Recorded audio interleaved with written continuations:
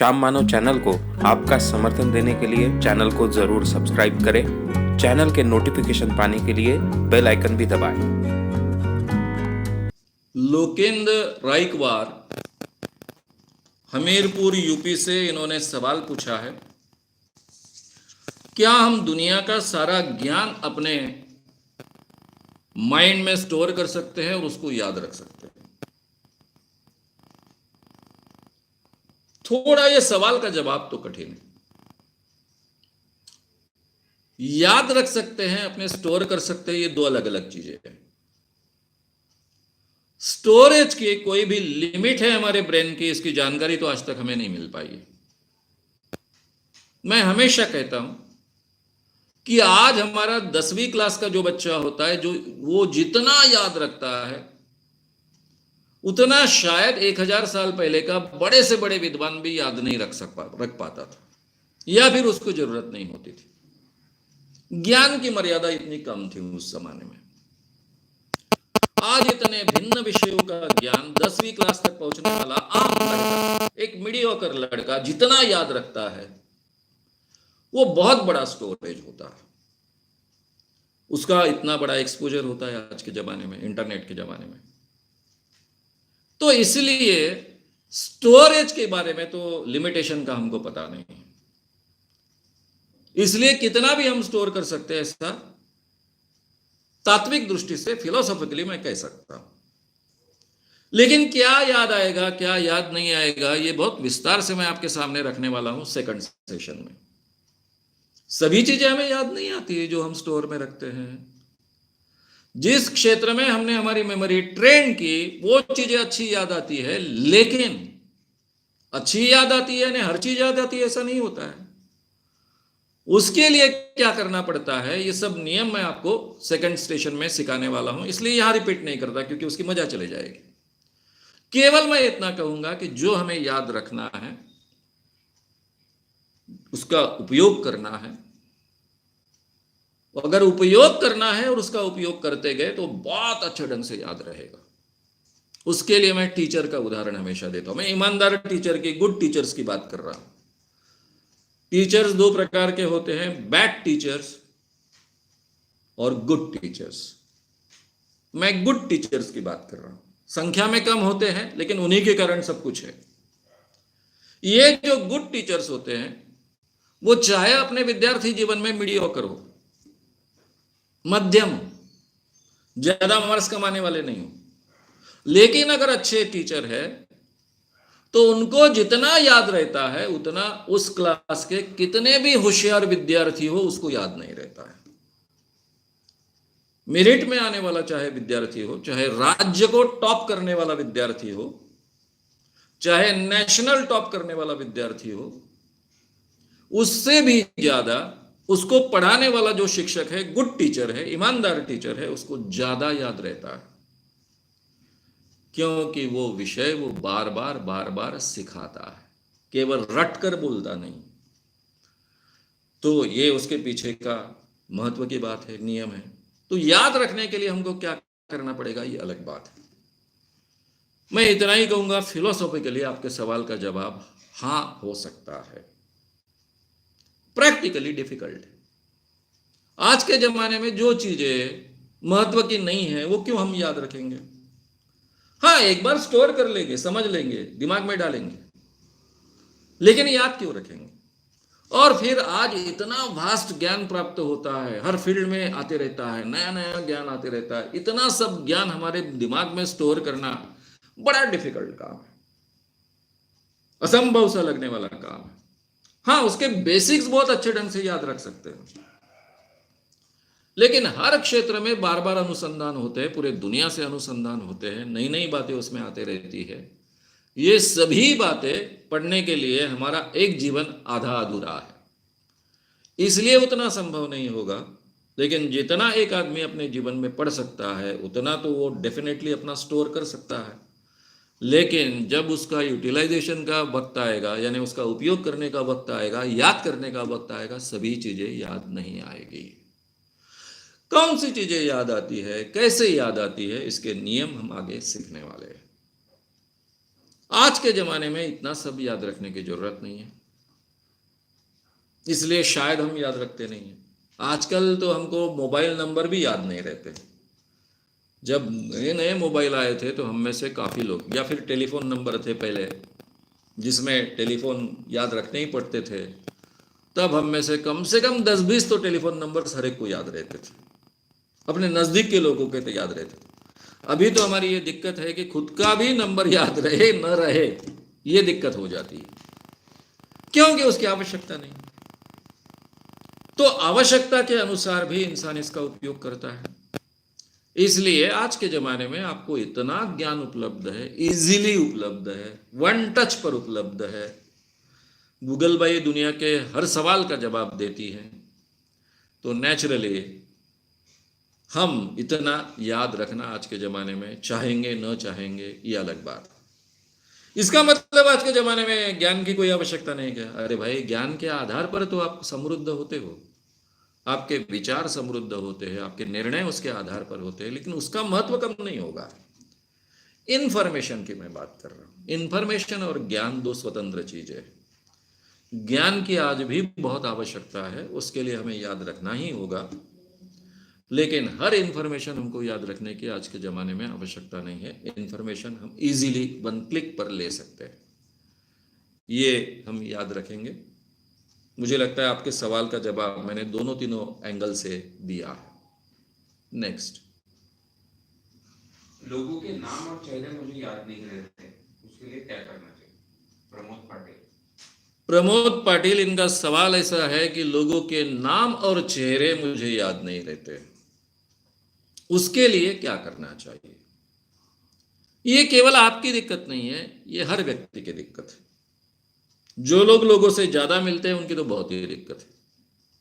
अब मेरी भी दिक्कत है, मेरे स्टूडेंट्स लाखों हैं, मेरे कार्यकर्ता हजारों से ज्यादा संपर्क में आए हैं, लाख के ऊपर संपर्क में आए हैं, और वो बेचारे जब मुझसे मिलते हैं तो उनकी अपेक्षा होती है कि उनको नाम के साथ मैं याद रखूं। उसके पीछे के टेक्निक्स क्या है मैं आपको सिखाने वाला हूं। वो जब अपने मेमोरी टेक्निक्स की बात मैं आपके सामने करूंगा तब विस्तार से कहूंगा, लेकिन अभी कुछ नियम आपको समझ में आए उतनी बात आपके सवाल के जवाब में मैं रखूंगा। ऐसे कुछ लोग होते हैं कि जो नाम बहुत अच्छे ढंग से याद रखते हैं। उसमें शरद पवार जी का नाम सभी लेते हैं, उसमें राजाराम बापू पाटिल जो जयंत पाटिल जी के पिताजी है उनका भी मैंने अनुभव लिया था। मैं केवल एक बार, वो मंत्री थे तब उनकी मुलाकात ली थी। शायद शरद पवार जी के ही मंत्रिमंडल में वो मंत्री थे, तब उनकी मुलाकात ली थी। और वो मुलाकात लेने के बाद में मैंने माना कि मंत्रालय में जिस व्यक्ति को मैं मिला हूं, एक ही बार मिला हूं, मुलाकात हुई है, वो क्या मुझे याद रखेंगे? मंत्रालय के बाहर रास्ते में मुझे वो क्रॉस कर रहे थे, मेरा ध्यान गया, लेकिन मंत्री है, उनके साथ में बाकी लोग भी है, अब वो क्या मुझे पहचानेंगे? इसलिए मैंने रास्ते में कुछ उनके तरफ हेलो हाय नहीं किया। आए पीछे से, मेरे पीठ पर हाथ रखा, अरे क्या श्याम, पहचान भी नहीं बता रहे हो? मुझे इतना अचरज लगा कि इस आदमी को मैं एक बार मिला हूं। वो पश्चिम महाराष्ट्र के हैं, मैं विदर्भ का हूं, पहले से कोई संबंध नहीं। मैं पुणे में काम करता था, तब कभी मेरी मुलाकात उनसे हुई नहीं है, केवल मैंने मंत्रालय में जाकर उनकी मुलाकात ली है। और ऐसे स्थिति में उस व्यक्ति ने केवल एक बार मिला था, ठीक से मुझे याद रखा, रास्ते में पहचाना भी, नाम लेकर भी बोला।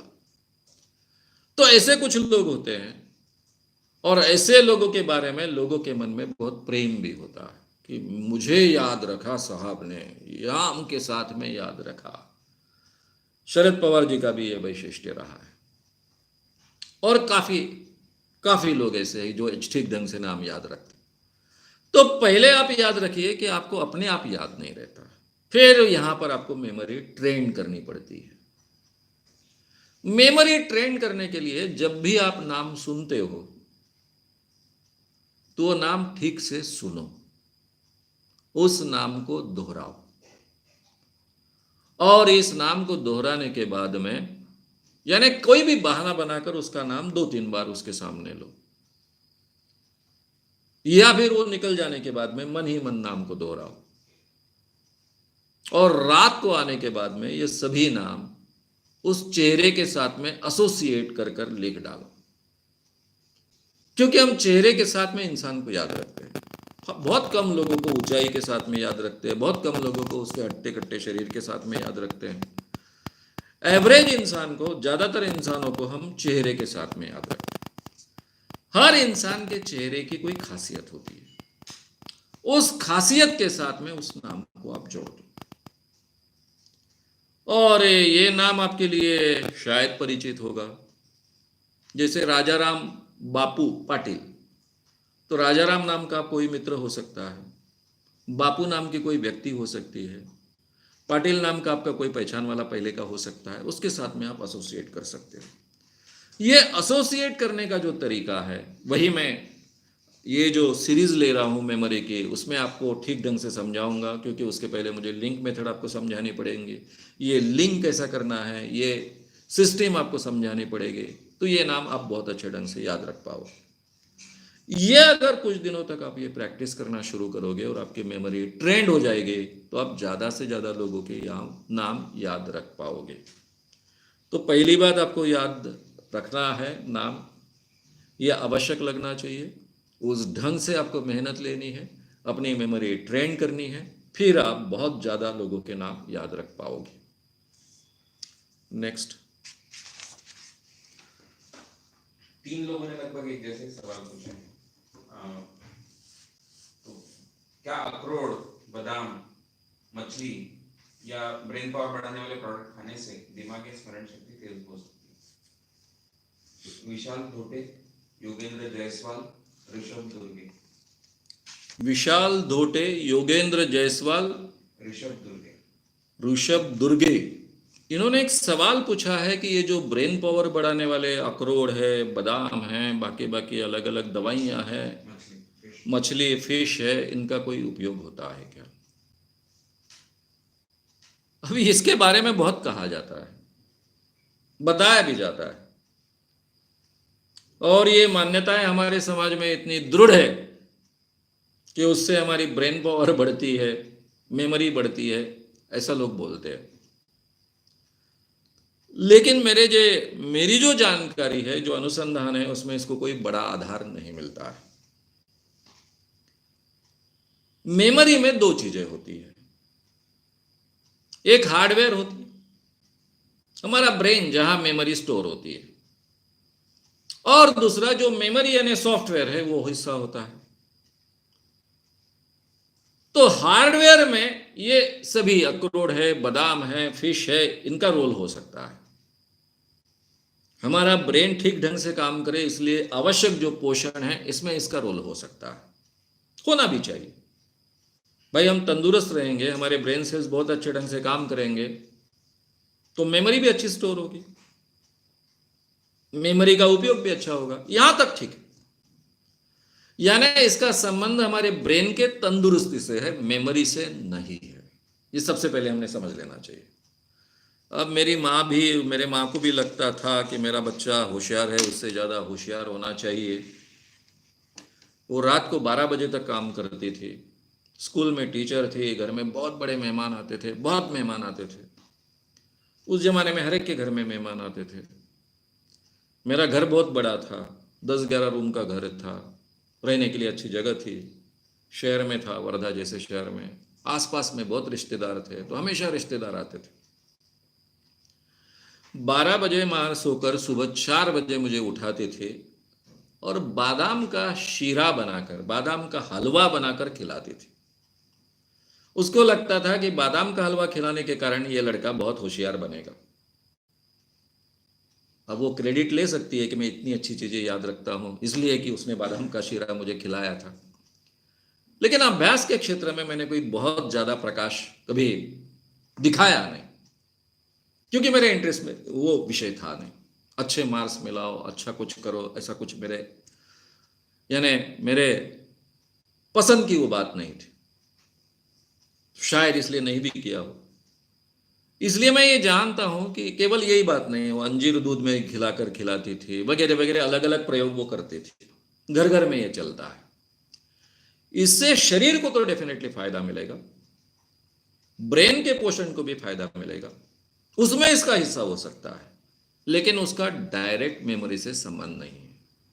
आप कितने भी बादाम के हलवे खिलाओ, कितने भी मच्छियाँ खिलाओ, कितने भी अखरोट बादाम खिलाओ, अगर आप ठीक ढंग से अपने ब्रेन में स्टोर ही नहीं करोगे, उसको रिप्रोड्यूस कैसा करोगे?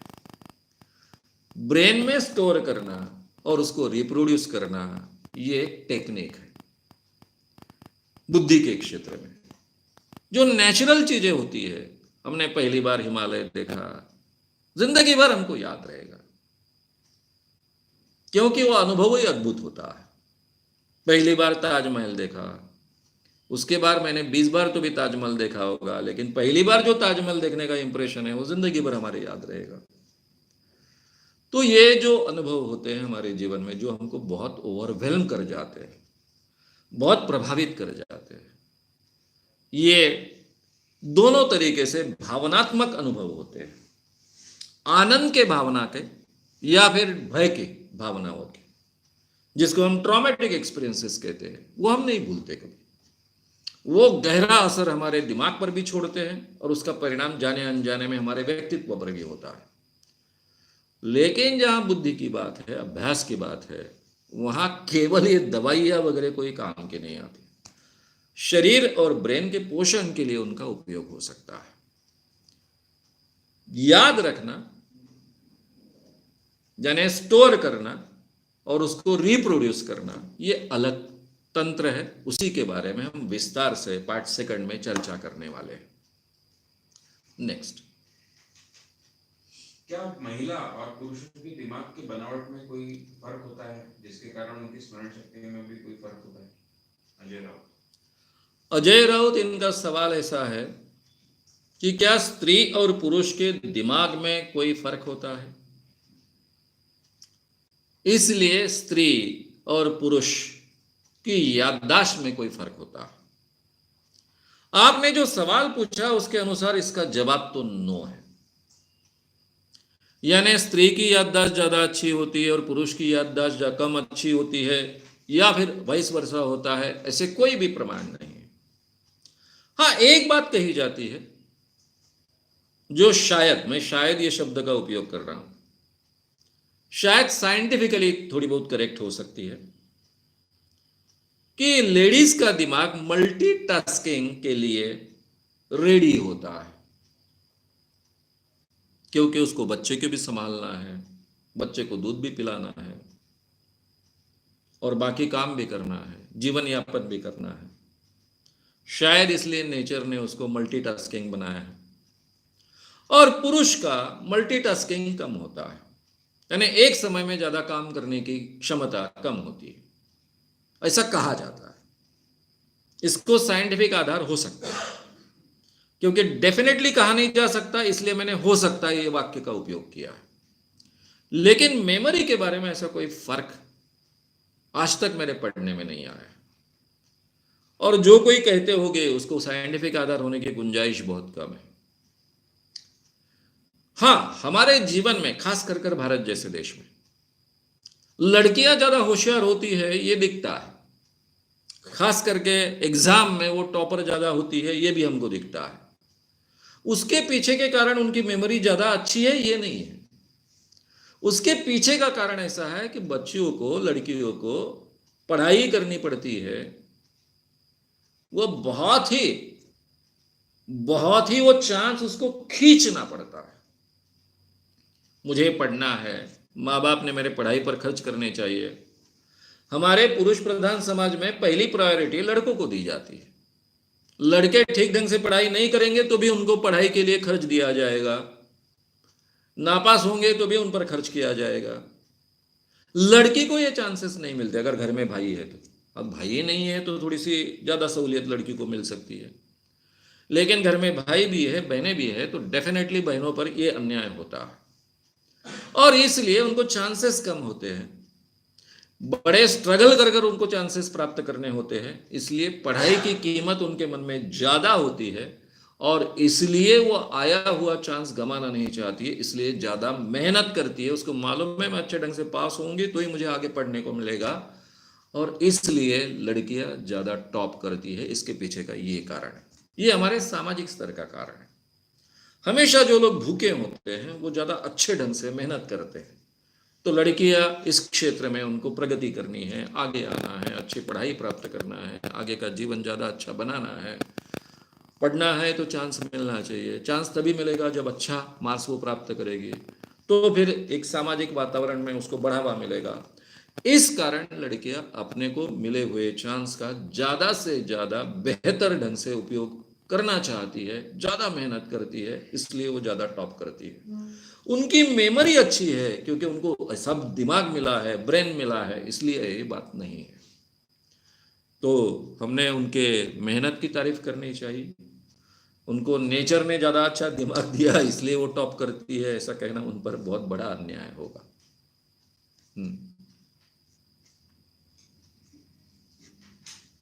मेरी लड़की 9 साल की है, उसे फिल्म, जैसा आपने बताया उदाहरण, वैसे ही फिल्मों की स्टोरी वगैरह तो बहुत अच्छे से याद रह जाती है, लेकिन पहाड़े अगर बीच में से पूछो तो पूरा पहाड़ा बोलने के बाद ही उसे याद आता है। तो उसे कैसे ट्रेन किया जा सकता है? योगेंद्र जायसवाल इनका सवाल है कि उनकी बेटी 9 साल की है। ये जो 9 साल की बेटी है उसको तो सिनेमा गाने वगैरह बहुत अच्छे ढंग से याद रहते हैं, लेकिन पहाड़े वगैरह याद नहीं रहते हैं ठीक ढंग से। तो उसको कैसे ट्रेन किया जाए? मैंने 10वीं 12वीं क्लास तक के लड़कों के लिए कुछ वर्कशॉप लिए, स्पेशल वर्कशॉप लिए। उसमें निमोनिक्स का भी हिस्सा था, अभ्यास तंत्र का हिस्सा था, और साथ में सम्मोहन भी मैं सिखाता था। ये वर्कशॉप काफी लोकप्रिय हो रहे थे, लेकिन माँ बाप की अपेक्षाएं इतनी विचित्र थी कि मैंने वो वर्कशॉप आगे चलकर बंद कर दी। और फिर विद्यार्थियों की जो आवश्यकता है वो हिस्सा ए कोर्स में ही डाल दिया मैंने। अब ए कोर्स का मुझे ऐसा फायदा मिलता है कि वहाँ माँ बाप भी आ सकते हैं, 80 साल के बूढ़े भी होते हैं, और 12 साल के ऊपर के बच्चों को मैं प्रवेश देता हूँ तो वो भी आते हैं। तो इसलिए मैं क्या सिखाता हूँ ये ऊपर से नीचे तक सबको पता होता है, इसलिए अपेक्षा एक हद से नहीं बढ़ती है, क्योंकि इस दुनिया में जादुई चमत्कार नाम की तो कोई चीज नहीं होती। लेकिन ये जो वर्कशॉप मैंने लिए थे केवल विद्यार्थियों के लिए, उसके रिजल्ट्स मुझे बार बार माँ बाप आकर कहने लग गए बाद में। पहले तो कुछ माँ बाप मुझसे झगड़े भी कि हमने भेजा लेकिन कोई फर्क नहीं पड़ा वगैरह वगैरह, इसलिए मैंने बंद कर दिए थे।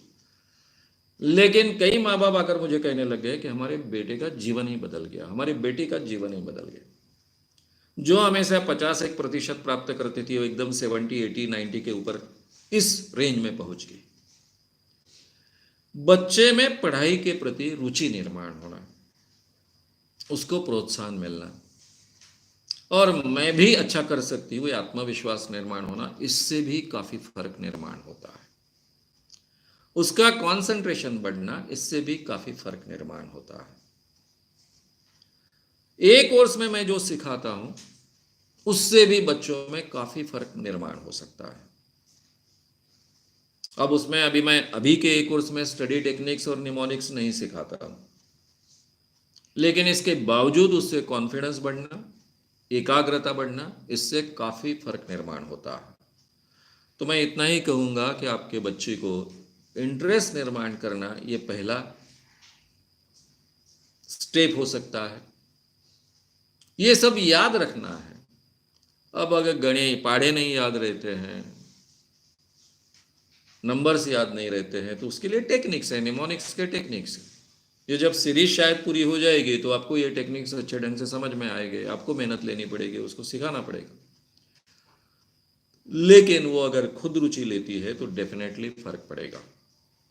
लेकिन ये सब इसके बावजूद मैं आपको कहता हूं, आज के जमाने में पढ़ाई के लिए बच्चों पर ज्यादा प्रेशर डालने की जरूरत नहीं है। आज जमाना बदल चुका है। मेरे जमाने में ऐसा था कि आपकी डिग्री यानी सब कुछ था। अगर डिग्री आपको है तो कोई पत्थर भी पानी में तैर जाता था। डिग्री के आधार पर नौकरी मिलती थी, और एक बार उसको नौकरी मिल गई, चाहे पहले प्राइवेट कंपनी भी हो, तो भी वो जिंदगी भर ढोते रहते थे उसको। और सरकारी नौकरी में हो तो बात ही अलग है, वो तो जमा ही बन जाता है। वैसी स्थिति अब रही नहीं है। अब बच्चों की क्षमता पर उनको आगे का जीवन यापन करना पड़ता है, इसलिए उन पर पढ़ाई का ज़्यादा बोझ मत डालो। उनके इंटरेस्ट के अनुसार, उनके हॉबीज और बाकी सब चीज़ों के आधार पर उनको डेवलप होने के लिए उनको प्रोत्साहित करो। आज का जमाना ऐसा आया है कि कोई भी फील्ड में अगर आप बहुत अच्छा काम करते हो तो आपको बहुत अच्छा जीने का अवसर प्राप्त हो सकता है। एक नया जमाना आज के जमाने में आया है, हर क्षेत्र में आपको स्कोप मिलना शुरू हो गया है। इसलिए उसका इंटरेस्ट किस क्षेत्र में अपना दिमाग वो उपयोग में लाना ज़्यादा चाहती है, उसको प्रोत्साहित करने का काम करो। डिग्री कोई काम की आज के ज़माने में नहीं आती। आप इंजीनियर हो क्या हो, इसको कोई कीमत आज के ज़माने में नहीं है। बड़ी बड़ी इंजीनियरिंग डिग्रियां ले रहे हैं और 10वीं 12वीं का लड़का जो काम करता है वो आईटी सेल में जाकर काम कर रहे हैं, कहाँ कहाँ जाकर काम कर रहे हैं। तो ये डिग्रियों की कोई कीमत नहीं बची। इसलिए अपने बेटी को उस ढंग से प्रोत्साहित करो कि उसकी रुचि किस क्षेत्र में है, किस क्षेत्र में वो दिमाग चलाना ज़्यादा बेहतर समझती है, उसमें उसको प्रोत्साहित करो। थोड़ा सा ये अगर हम ध्यान में रखेंगे, बच्चों की रुचि के अनुसार उनको डेवलप करने की कोशिश करेंगे, और उनकी जो दिक्कतें आती है उसके लिए टेक्निक्स बहुत अच्छे उपलब्ध है। निमोनिक्स जैसा टेक्निक है, वो उसको अगर सप्लाई करते हैं। थोड़े रिलैक्सेशन टेक्निक्स है, हिसमोन जैसा टेक्निक है, जिसके कारण एकाग्रता बढ़कर आपका अभ्यास ज़्यादा अच्छा हो सकता है, होता है। तो ऐसे कोई टेक्निक्स उनको दीजिए तो नेचुरली उसका भी वो फायदा उठा पाएगी। नेक्स्ट। मैं ज्यादातर पास में ही, पुराने विचारों में ही रहती हूँ, उससे बाहर कैसे निकलूं? इट्स अ फैक्ट नाम के अकाउंट इट्स अ फैक्ट नाम के अकाउंट से एक सवाल है, नाम दिया नहीं है, कि मैं हमेशा अपने पुराने विचारों में ही यानी पास्ट में ही रहती हूँ, उससे बाहर कैसे निकलूं। ये आपको जिद कर कर अपने आप को सुधारना पड़ेगा। हम में से काफी लोग अपने पास्ट के कुछ चीजों में अटक के रहते हैं। कोई भी हो सकता है, प्रेम भंग हो सकता है, जीवन में कुछ बुरी चीजें हुई हो, ऐसा हो सकता है, या फिर पास्ट बहुत अच्छा हो और अभी का प्रेजेंट अच्छा नहीं है, इस कारण भी हम पुराने पास्ट में अटक के रहते हैं। ये भी कारण हो सकता है। लेकिन आज का जीवन हमने जीना चाहिए, और मुझे लगता है कि एक कोर्स में ये बातें मैं बहुत ही फोर्सफुली सिखाता हूँ। अगर आप एक कोर्स कर पाए, उसका सही मायने में उपयोग उठा पाए, तो आप डेफिनेटली इसके बाहर आओगे। क्योंकि अभी केवल मैं आपको वैचारिक बातें कह सकता हूँ कि ऐसा नहीं करना चाहिए, रोज के जीवन में इंटरेस्ट लेकर जीना चाहिए, आज के कामों में अपने आप को पूरी तरह से समर्पित कर देना चाहिए। ये केवल कहना मैंने, और आपने वैसा करने का प्रयास करना, और फिर आपको जम नहीं रहा या एहसास आप में निर्माण होना, ये थोड़ा डिफिकल्ट हो जाता है। मैं जो वैचारिक बात कह रहा हूं वही करना पड़ता है। मैं हर क्षण पूरी एकाग्रता से जीऊंगी। जो भी मेरा रोजमर्रा का काम है पूरी ईमानदारी से मैं करूंगा। मैं हमेशा अपने जीवन में क्यों आनंदित रहता हूं, यानी मुझे कभी याद नहीं आता कि मैं कभी दुखी था, चिंताग्रस्त था। हालांकि मुझे तो ऐसा जीवन यापन करना पड़ा है कि जहां रोजमर्रा में आज मैं जिंदा वापस लौटूंगा नहीं लौटूंगा, इतने टेंशन और एंजाइटीज होते थे। इतना ही नहीं तो अभी भी बार बार कुछ लोग टांग उल्टी कर कर मुतने का काम करते ही हैं, भूल जाते हैं कि उनके लिए मैंने क्या किया है। इसके बावजूद मैं हमेशा आनंदित रहता हूं, क्योंकि मैं अपना हर काम पूरी तरह से समर्पित कर कर करता हूं। जो भी करता हूं पूरी तरह से समर्पित कर कर करता हूं। वो हर क्षण, जो भी क्षण मैं अपने जीवन में जीता हूं, तो पूरी तरह से एकाग्रता से जीता हूं। जो मैं सिखाता हूं वही अपने जीवन में मैं करता हूं। इसलिए उसके लिए मुझे बहुत मेहनत लेनी पड़ी, तो भी मुझे आनंदित रहता हूं। मैं सिनेमा भी देखता हूं तो बहुत एकाग्रता से सिनेमा देखता हूं। फालतू सिनेमा भी बहुत एकाग्रता से देखता हूं। मेरे आसपास बैठे लड़के मोबाइल देखते हैं, उसका जो प्रकाश आंखों पर आता है तो मुझे उसका बहुत गुस्सा आता है। आखिर में मुझे बोलना पड़ता है, भाई कभी कभी पिक्चर भी तो एकाग्रता से देखो यार। मोबाइल ही देखना है तो क्यों पिक्चर को आते हो। कम से कम आपका लाइट मेरे तक ना पहुंचे इतना देखे। नहीं तो थिएटर वाले गधे हैं क्या, पूरे लाइट बंद कर कर सिनेमा बताते हैं और आप बीच बीच में लाइट शुरू कर रहे हो अपने इसका। यानी मेरे इतना डिस्टरबेंस मुझे महसूस होता है। और बच्चों को लगता है नॉर्मल बात है, क्या है उसमें देखना है, क्योंकि पिक्चर देखा नहीं देखा, अरे काहे को पिक्चर के लिए पैसे खर्च कर कर आते हो, समझ में नहीं आता मेरे। मैं हर चीज एकाग्रता से करता हूं जो भी करता हूं। और इसलिए कई सालों से मैं, अभी आपने पूछा इसलिए मैं याद कर रहा हूं कि मुझे कभी दुख होता है, कभी बुरा लगता है, बुरा कुछ क्षण लगता है, जैसा जिसके लिए हमने बहुत कुछ किया और वो उल्टी टांग कर कर अपने पर मुतेगा। अब वो मुत तो पड़ती है ना, तो थोड़ा सा बुरा लगता है, लेकिन मैं अपने आप को समझाता हूँ भाई उसको टांग ऊपर करने का अधिकार है, उसने कर दी टांग ऊपर, अब नेचर ने दी है मुतने की सुविधा तो मुत देता है।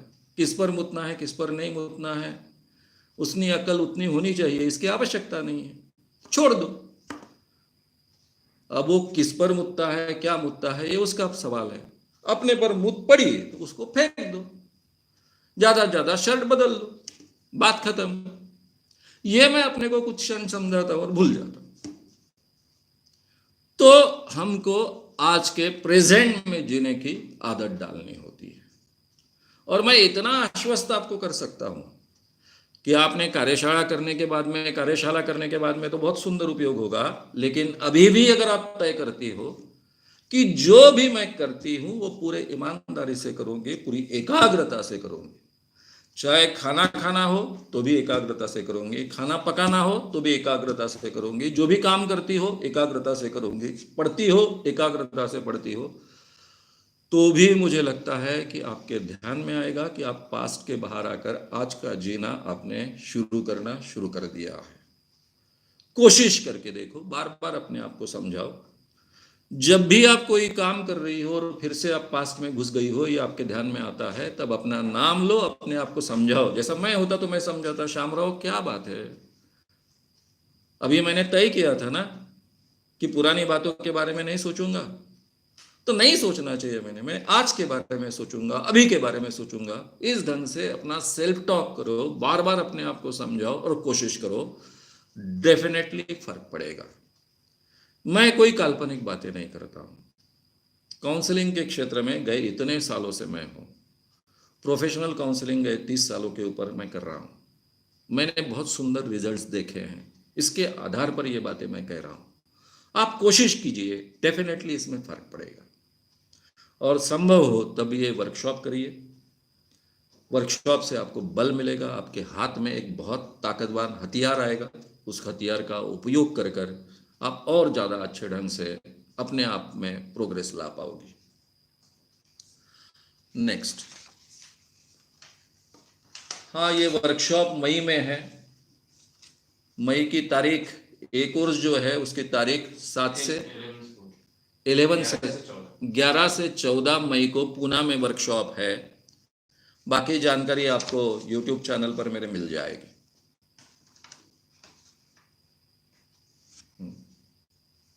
बहुत से लोग अपने फोन का पासवर्ड भूल जाते हैं, तो क्या हम सम्मोहन करके या दूसरे व्यक्ति द्वारा सम्मोहित होकर उस पासवर्ड को याद कर सकेंगे? अजीत शर्मा, दिल्ली से।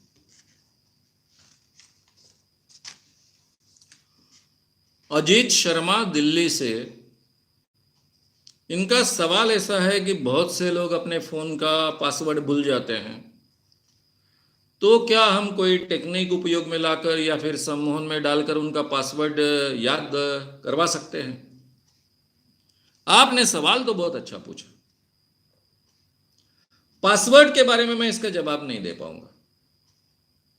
मेरी इस विषय की जो जानकारी है उसके अनुसार आपके माइंड में जो अच्छे ढंग से रिकॉर्ड हुआ है वही नार्को एनालिसिस में या फिर सम्मोहन जैसी प्रक्रिया में आपको याद आ सकता है।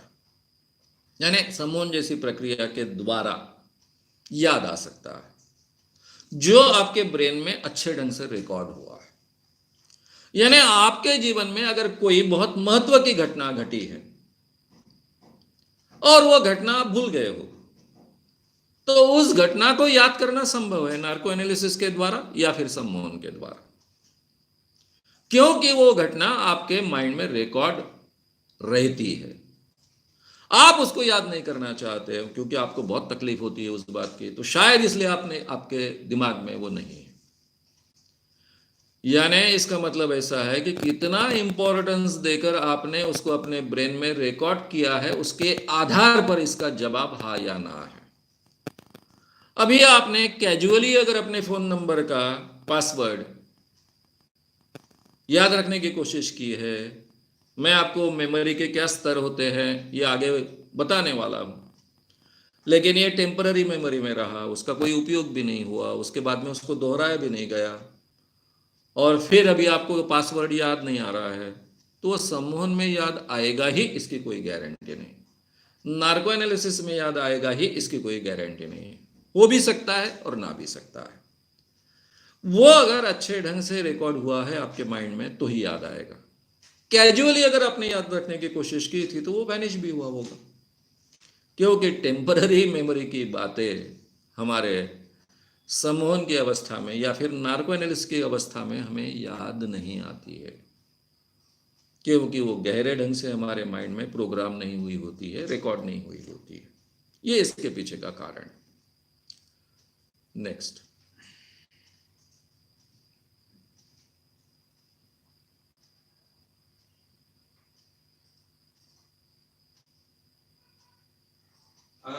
हिप्नोसिस की अवस्था में अगर हमारी एकाग्रता चरम पर होती है तो ऐसे में अगर हम यानी कोई चीज पढ़े तो कितना प्रतिशत याद रहेगा या ज्यादा याद रहेगा? जतीन बाड़ा गुजरात से। जतीन बाड़ा गुजरात से इन्होंने सवाल पूछा है कि हिप्नोसिस में हमारी एकाग्रता बहुत अच्छी होती है या फिर चरम सीमा पर होती है, तो उस अवस्था में अगर हम पढ़े तो हमें ज़्यादा अच्छा याद रहेगा क्या? इस सवाल का जवाब मैंने कई बार दिया है, मेरे वर्कशॉप में भी दिया है, और मुझे लगता है और कहीं तो भी इस सवालों का जवाब देते हुए दिया है। इसके बावजूद इस सवाल का एक स्वतंत्र जवाब मैं यहां दूंगा। सम्मोहन में हमारी एकाग्रता बहुत अच्छी होती है, कुछ लोगों की चरम सीमा पर भी होती है, हर एक की होती है ऐसा नहीं है, लेकिन कुछ लोगों की चरम यानी उसकी जो मैक्सिमम पॉसिबल एकाग्रता है वो हो सकती है। उस समय में हमारा लेफ्ट हेमिस्फीयर का काम बहुत ही कम होता है, उसको हमें आइडल बनाना होता है। रीडिंग, राइटिंग, अर्थमेटिक, लॉजिक, तर्क करना, ये सब के सब जो फैसेट्स हैं, ये सभी लेफ्ट हेमिस्फीयर से काम करते हैं। और हम जब तक लेफ्ट हेमिस्फीयर को आइडल नहीं बनाते, कम से कम उसका उपयोग नहीं करते, तब तक बहुत अच्छे सम्मोहन अवस्था में नहीं जा सकते। सम्मोहन अवस्था में जाने की शर्त ही ऐसा है कि हमारा लॉजिक कम करना, हमारा बुद्धि का काम करने वाला जो हिस्सा है ब्रेन का, उसने कम से कम काम करना, तब बहुत अच्छे ढंग से हम सम्मोहन अवस्था में जा सकते हैं। तब मुझे बताइए कि आपकी एकाग्रता बहुत सुंदर है, तब आप कोई भी चित्र रूप देखोगे सम्मोहित अवस्था में तो वो बहुत अच्छे ढंग से आपको याद आएगा, क्योंकि प्रतिमा देखना, ग्रहण करना, ये आपके राइट हेमिस्फीयर का हिस्सा है, वो बहुत जागरूक रहता है सम्मोहित अवस्था में। तो आप कोई प्रतिमा देखोगे, कोई दृश्य देखोगे तो वो बहुत अच्छे ढंग से याद रहेगा। लेकिन पढ़ना ये आपके लेफ्ट हेमिस्फीयर का हिस्सा होने के कारण आप बहुत अच्छे ढंग से पढ़ नहीं सकते हो। पढ़ने जाओगे तो आप सम्मोहन में नहीं रहोगे, उतनी अच्छी सम्मोहन अवस्था में नहीं रहोगे, इसलिए ठीक ढंग से पढ़ नहीं पाओगे। ये विरोधाभासी चीज हो गई। इसलिए सम्मोहित अवस्था में जो आपको पढ़ने के लिए कहते हैं, उनको सही माने में इस विषय का ज्ञान नहीं होता है। फिर इसका फायदा कैसे उठाया जा सकता है? भाई आप सजेशन दे सकते हो ना। सम्मोहित अवस्था में आप हाईली सजेस्टेबल होते हो, उस समय सजेशन दीजिए कि मैं अभ्यास पूरी एकाग्रता से करूंगा, रीडिंग पूरी एकाग्रता से करूंगा, बहुत अच्छे ढंग से वो मेरे याद में रहेगा, बहुत अच्छे ढंग से उसको ग्रहण करूंगा। ग्रहण करना एक बात है, याद रखना एक बात है। बहुत अच्छे ढंग से उसको समझ लूंगा। आप उस बात को बहुत अच्छे ढंग से समझेंगे तो ज्यादा अच्छे ढंग से ग्रहण करेंगे, ज्यादा अच्छे ढंग से ग्रहण करेंगे तो ज्यादा अच्छे ढंग से आपको याद रहेगा, इसलिए उसको रिप्रोड्यूस कर पाओगे। तो ये स्तर होते हैं उसके।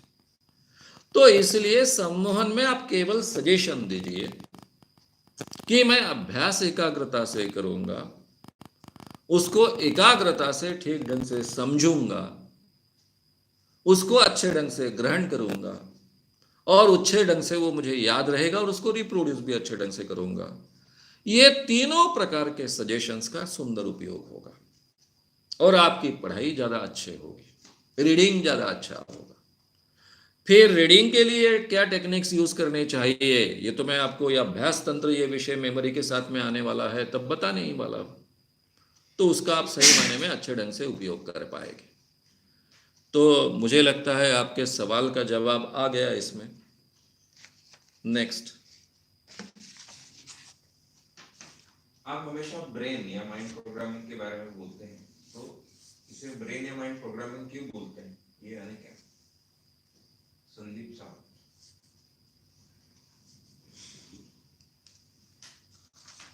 संदीप सावंत, इनका सवाल ऐसा है कि आप हमेशा ब्रेन या माइंड प्रोग्रामिंग इस शब्द का उपयोग करते हो, तो इसका मतलब क्या होता है? हालांकि ये बात तो मैंने बार बार समझाई है। सम्मोहन ये विषय का पूरा जो सीरीज है, उसके साथ में व्यक्तित्व विकास का पूरा सीरीज है जो ऑलरेडी अपलोडेड है श्याम मानव चैनल पर, उसमें ये बातें बहुत विस्तार से मैंने समझाई है। मैं इसलिए यहां बता रहा हूं कि मैं शॉर्ट में थोड़ा सा उत्तर देने वाला हूं आपके सवाल के जवाब के दायरे में। इसको अगर अच्छे ढंग से और विस्तार से समझना है तो आप ये पूरा सीरीज सुन सकते हो, एंजॉय भी कर सकते हो और बहुत जानकारी प्राप्त भी कर सकते हो, अगर आपने अभी तक सुना नहीं है तो। ब्रेन प्रोग्रामिंग या माइंड प्रोग्रामिंग का अर्थ क्या होता है? जब भी हम कोई अनुभव हमारे जीवन में लेते हैं तो हमारे माइंड में रिकॉर्ड होता है। ये जो रिकॉर्डिंग है, ये अगर बार बार रिपीट होता है तो उसके कारण हमारी आदत निर्माण होती है, हैबिट्स निर्माण होते हैं। ये सभी हमारे ब्रेन प्रोग्रामिंग का हिस्सा है। क्योंकि हम जन्म लेते हैं तब हमारे माइंड में ये जो सॉफ्टवेयर है, ये सॉफ्टवेयर का हिस्सा जो है वो करीबन ब्लैंक होता है और जन्म के समय से 5 इंद्रियों द्वारा, जो 5 हमारे ज्ञानेंद्रिय है उसके द्वारा जो भी अनुभव हम ग्रहण करते हैं वो हमारे माइंड में प्रोग्राम होता है और हमारा सॉफ्टवेयर बनते जाता है। मैं कंप्यूटर की भाषा में बोल रहा हूं, हर एक को कंप्यूटर की भाषा समझती है, इसलिए ये सॉफ्टवेयर पहले 5 सालों में अनुभव के आधार पर, बड़ों का हम अनुकरण करने का प्रयास करते हैं, उसके आधार पर हमारे ब्रेन में रिकॉर्ड होते रहता है। 5 साल के बाद में, 6वें साल के आसपास में हमको क्रिटिकल फैकल्टी आती है, फिर क्या स्वीकारना क्या नकारना ये हमको अधिकार होता है। उसके बाद में अगर हमने हमारी क्रिटिकल फैकल्टी बहुत अच्छे ढंग से उपयोग में लाई तो कुछ बातें जानबूझकर हम ग्रहण करते हैं, वो भी हमारे ब्रेन का हिस्सा बनती है, नहीं प्रोग्रामिंग का हिस्सा बनती है। कुछ हमारे जीवन में जब ट्रॉमेटिक एक्सपीरियंसेस होते हैं, कुछ भयप्रद घटनाएं घटती है तो अपने आप जाकर प्रोग्राम होती है। रात दिन जो हमारे दिमाग में हम विचार करते हैं वो भी हमारे माइंड में प्रोग्राम होते रहता है।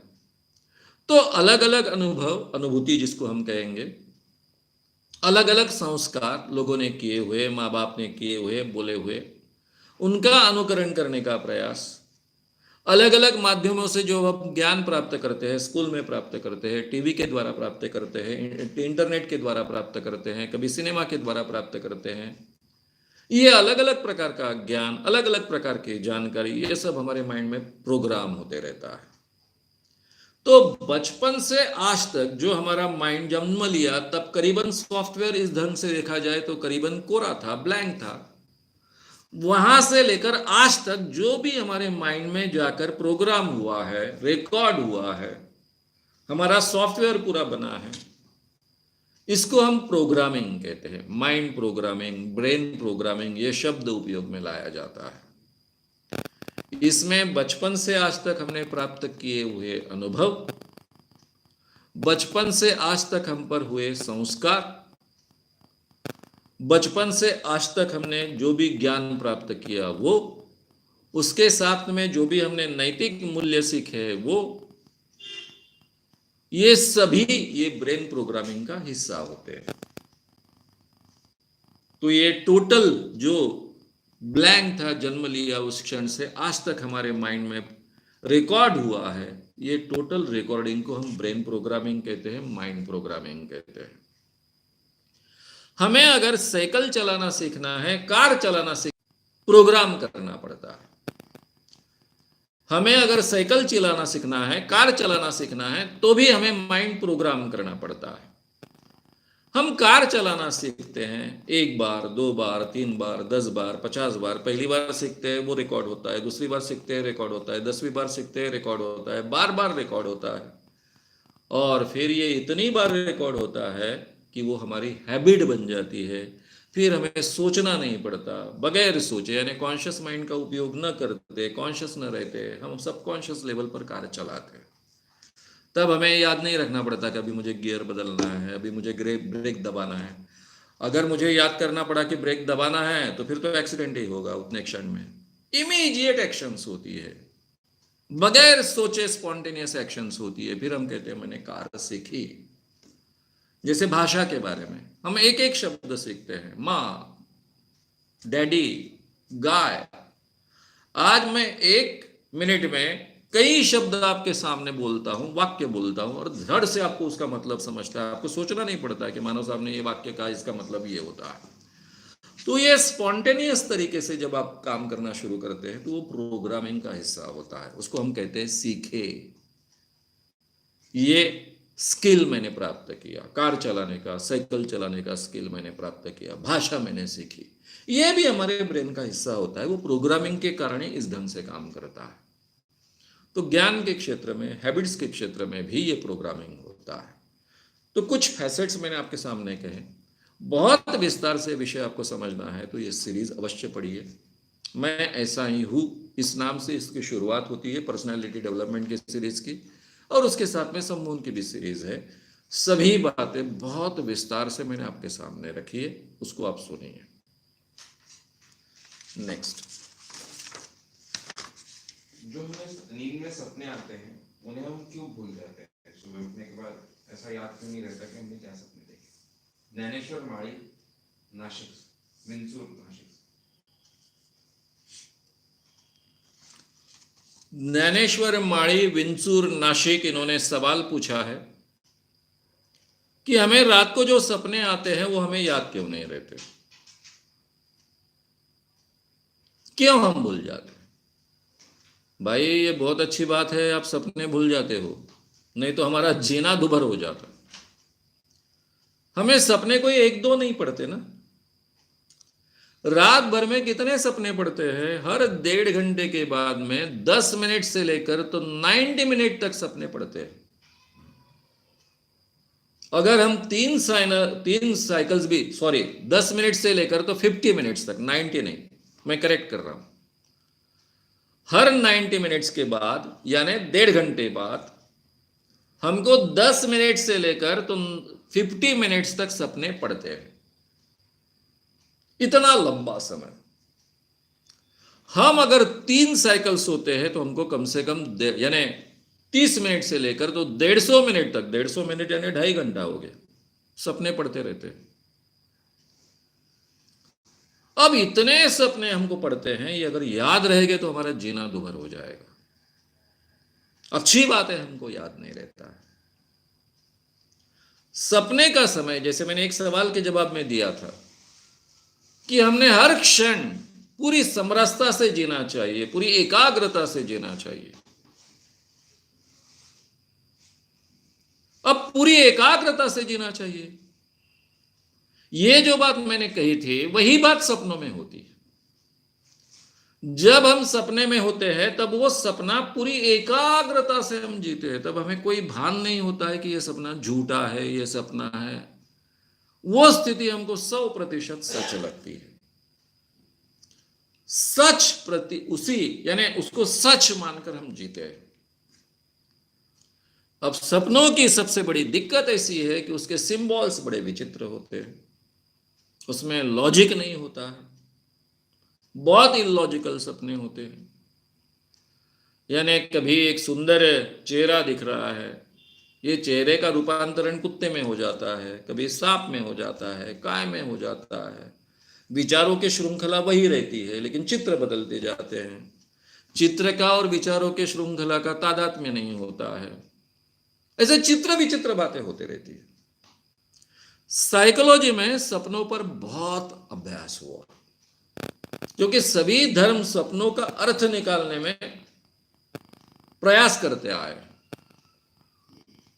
उसमें एक्सपर्टाइज प्राप्त करने की कोशिश करते आए। आपके कई धर्मों के लिटरेचर में ये देखने को मिलेगा कि सपनों के अर्थ निकालने के लिए वो अलग अलग सिंबल्स के अर्थ निकालते आए, लेकिन इसका मतलब क्या होता है ये आखिरी तक फाइनली तय नहीं कर पाए। ठीक है, धर्म नहीं तय कर पाए, साइकोलॉजी भी तय कर पाई क्या? पहले के जमाने में साइकोलॉजी में डिक्शनरीज प्रसिद्ध हुई कि ये सिंबल का मतलब ये होता है। आखिरी में साइकोलॉजी में ये निष्कर्ष पर आ गए कि सपनों के मतलब निकालने में कोई मतलब नहीं, वो भाषा को समझने की कोशिश करने में कोई एक्यूरेसी प्राप्त करना संभव नहीं। ब्रॉडर सेंस में फ्रॉइड के नाम से काफ़ी चीज़ें कही जाती है। सांप दिखने का मतलब क्या होता है, मूला दिखने का मतलब क्या होता है, सेक्स से उसको जोड़ा जाता है, ऑर्गन के साथ में उसको जोड़ा जाता है।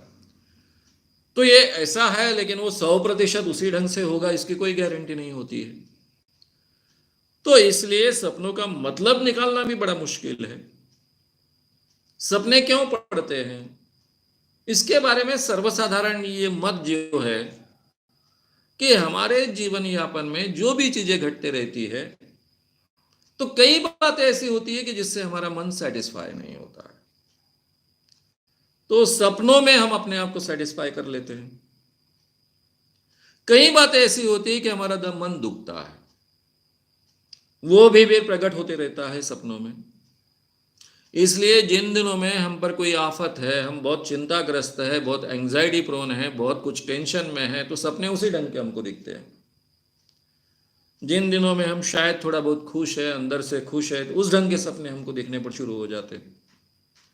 तो हमारी इच्छा, अतृप्त इच्छा भी और प्रबल इच्छा भी सपनों में बड़ा रोल प्ले करती है।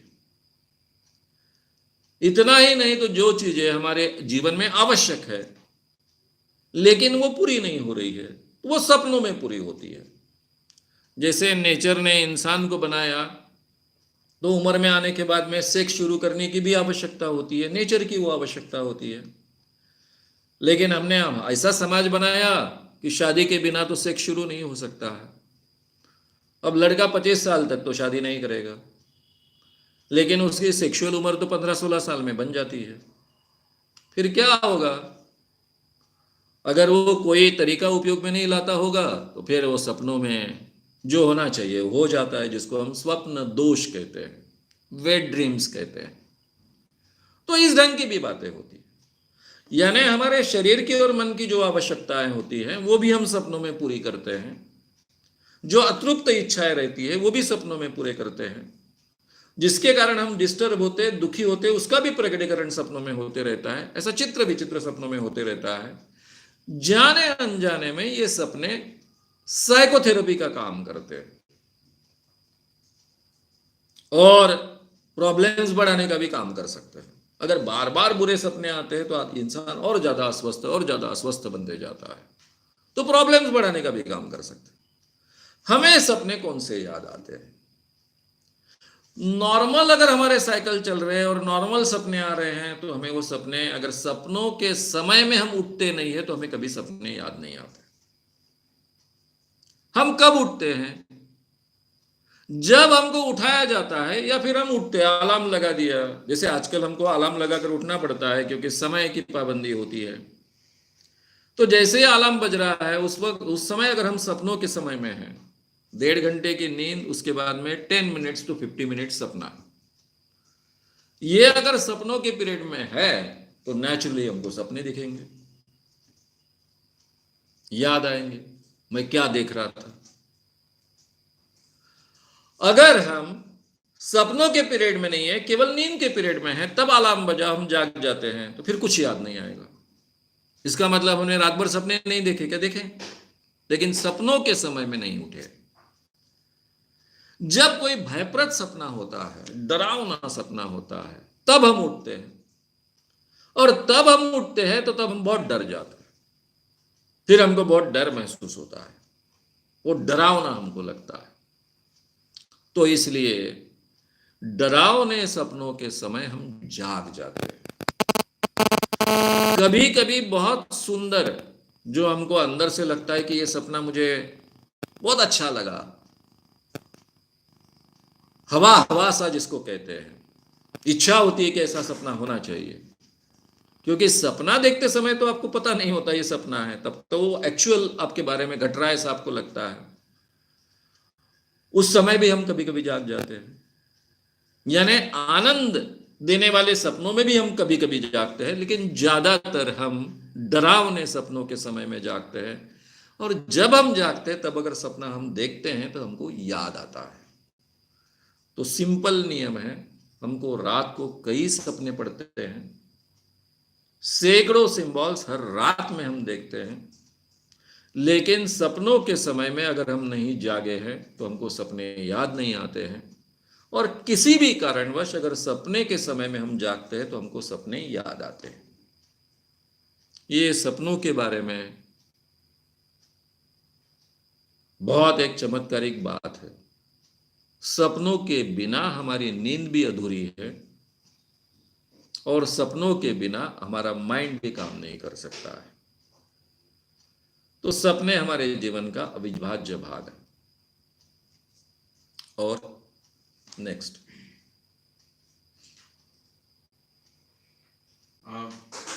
क्या टेंशन डिप्रेशन के कारण मेमोरी पर असर हो सकता है? सूरज पांगारकर, नाशिक। सूरज पांगारकर, नाशिक, इनका सवाल ऐसा है कि टेंशन्स और एंजाइटीज के कारण क्या मेमोरी पर असर होता है? हम सभी जानते हैं कि टेंशन्स और एंजाइटीज का, चिंता का, इवन डिप्रेशन का, डर का हमारे मेमोरी पर बहुत असर होता है। अब डिप्रेशन, ये जो बीमारी है वो 2 प्रकार की है। एक बीमारी ऐसी है कि तुम्हारे जीवन में कुछ तो भी ऐसी बातें हुई, निगेटिव बातें हुई, इसलिए आपको नैराश्य आया, लेकिन ये केवल साइकोलॉजिकल स्तर पर है, तो भी उसका असर मेमोरी पर होता है। ये अगर डिप्रेशन लंबा चलता रहा, उसका रूपांतरण मेजर डिप्रेशन में हुआ, आगे चलकर इसका डिप्रेसिव साइकोसिस में रूपांतर हुआ, तो फिर हमारे ब्रेन में कुछ केमिकल चेंजेस होते हैं जो मेमोरी के लिए ज्यादा ही घातक होते हैं। रहा सवाल टेंशन और एंजाइटीज का, टेंशन और एंजाइटीज हमेशा दिस वे और दैट वे हमारे जीवन में आते रहती है, और हम सबको मालूम है कि हमारे मेमोरी का वो सबसे बड़ा एनिमी है, दुश्मन है। एग्जाम के लिए गए, सब कुछ आपने याद रखा था, पेपर देखा, जो सवाल तैयार किए थे वो आए ही नहीं है, केवल 2 ही सवाल आ गए, हम डर गए, बहुत टेंशन बढ़ गया, अब मेरा कैसा होगा, 5 सवाल छुड़ाने हैं, केवल 2 ही सवाल मैंने तैयार किए, 3 सवाल तो मैं जो तैयार किए वो आए ही नहीं है।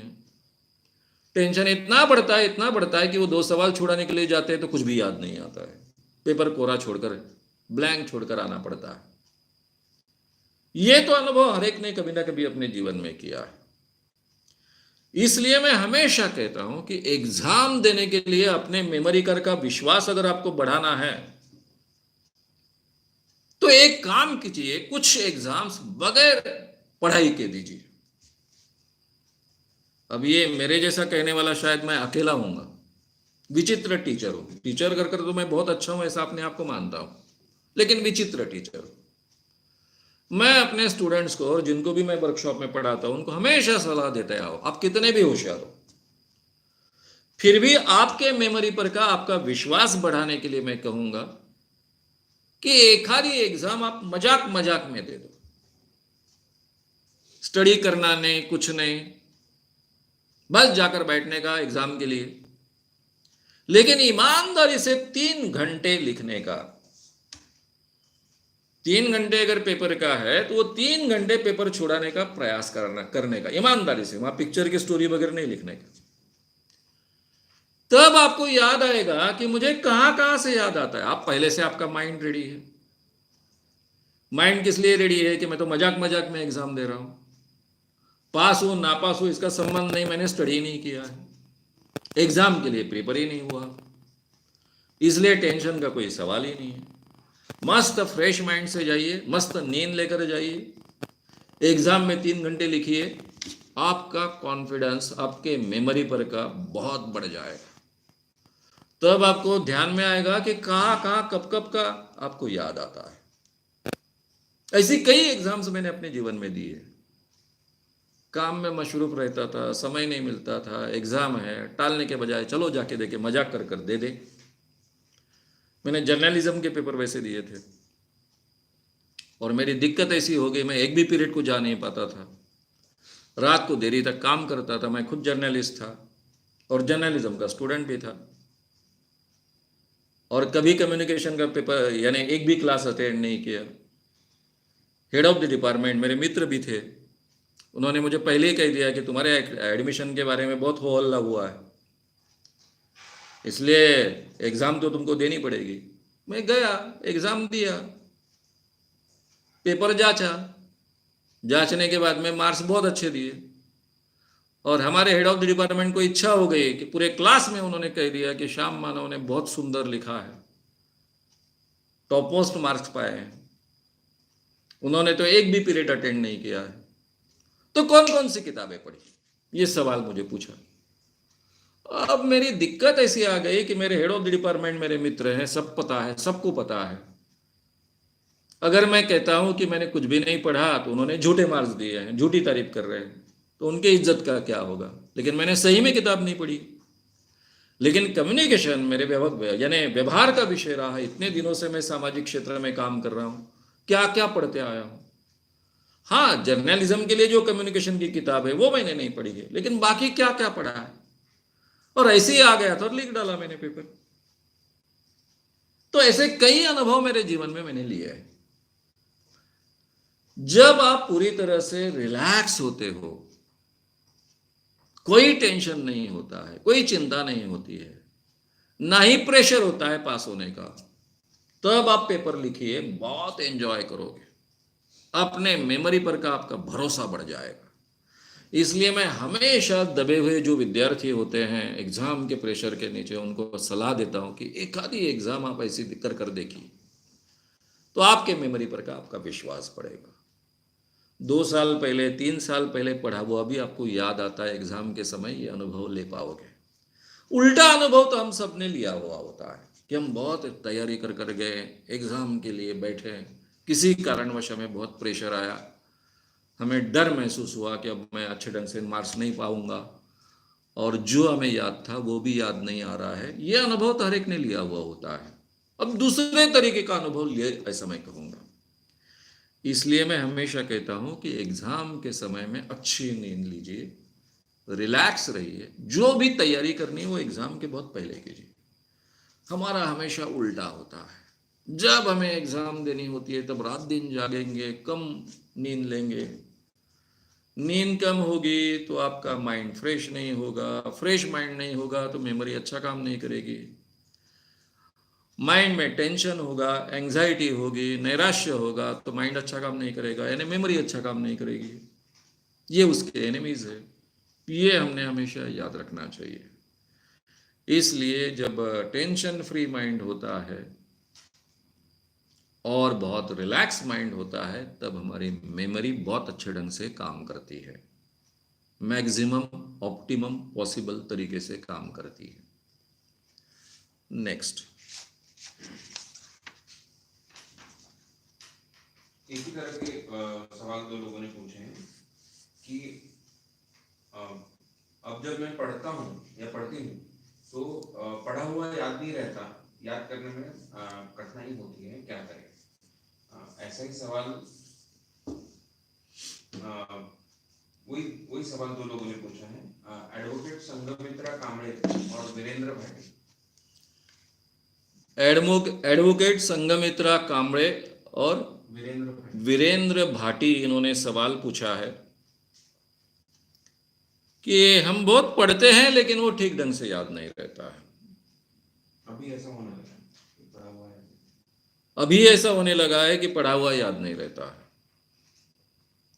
देखिए, उम्र के साथ में आपकी मेमोरी कम काम करती है, ऐसा जो हम मानते हैं उसमें कुछ तथ्य है, लेकिन बहुत ज्यादा तथ्य नहीं, क्योंकि इस ढंग के मेमोरी का उपयोग करना हमने छोड़ दिया होता है। नहीं तो मेरी क्या दिक्कत होती है? अभी मेरी उम्र अभी 68 ईयर्स है। मैं ये YouTube चैनल शुरू करने के पहले कई विषयों पर बोलते आया हूं, कई विषयों का अभ्यास करते आया हूं, लेकिन वो विषय कितने भी मैं पढ़ूं तो भी रखने के विषय बहुत मर्यादित होते थे, क्योंकि लोगों के सामने मुझे रखने हैं। लोगों के सामने रखते वक्त मैं बहुत ज्यादा डेप्थ में भी जा नहीं सकता था, क्योंकि मुझे उनको पकड़ कर रखना है, उनको भाषण बोर नहीं होना चाहिए। सेम बात सिखाने की होती थी। मैं प्रोफेशनल कोर्सेज चलाता हूं, लोगों को प्रोफेशनल कोर्सेज इंटरेस्टिंग भी लगने चाहिए, ज्यादा डेप्थ में जाने की संभावना नहीं है। और मर्यादित विषय यानी पर्सनालिटी डेवलपमेंट के जितने फैसेट्स हो गए वो विषय, और अंधश्रद्धा निर्मूलन विषय, यहां तक मैं मर्यादित बन गया था। लेकिन जब मैंने YouTube चैनल शुरू किया, अभी 17 महीने हो गए, अलग अलग विषयों पर मुझे बोलना है, डेप्थ में जाकर बोलना है, क्योंकि यहां कोई मर्यादा नहीं, और मैं बहुत एंजॉय करता हूं वो बात। मुझे जो कहना है सब बातें मैं कह सकता हूं। लोगों को आज सुनना है आज सुनेंगे, कल सुनना है कल सुनेंगे, 10 साल बाद सुनना है 10 साल बाद सुनेंगे, शायद ये चीजें रही तो 50 साल बाद भी सुनेंगे, इसलिए मुझे उसकी चिंता नहीं।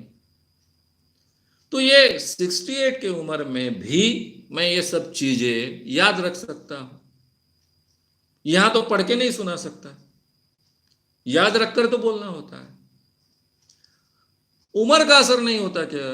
वैसे देखा जाए तो मेरी बाकी दिक्कतें तो बहुत है, खान पान ठीक से नहीं होता है, यानी जो एवरेज अच्छा खाना मिलना चाहिए रेगुलर, उसकी भी कोई गारंटी नहीं होती है, ना कोई नियमित जीवन है, कितना जागते हैं कब सोते हैं इसके कोई नियम नहीं होते।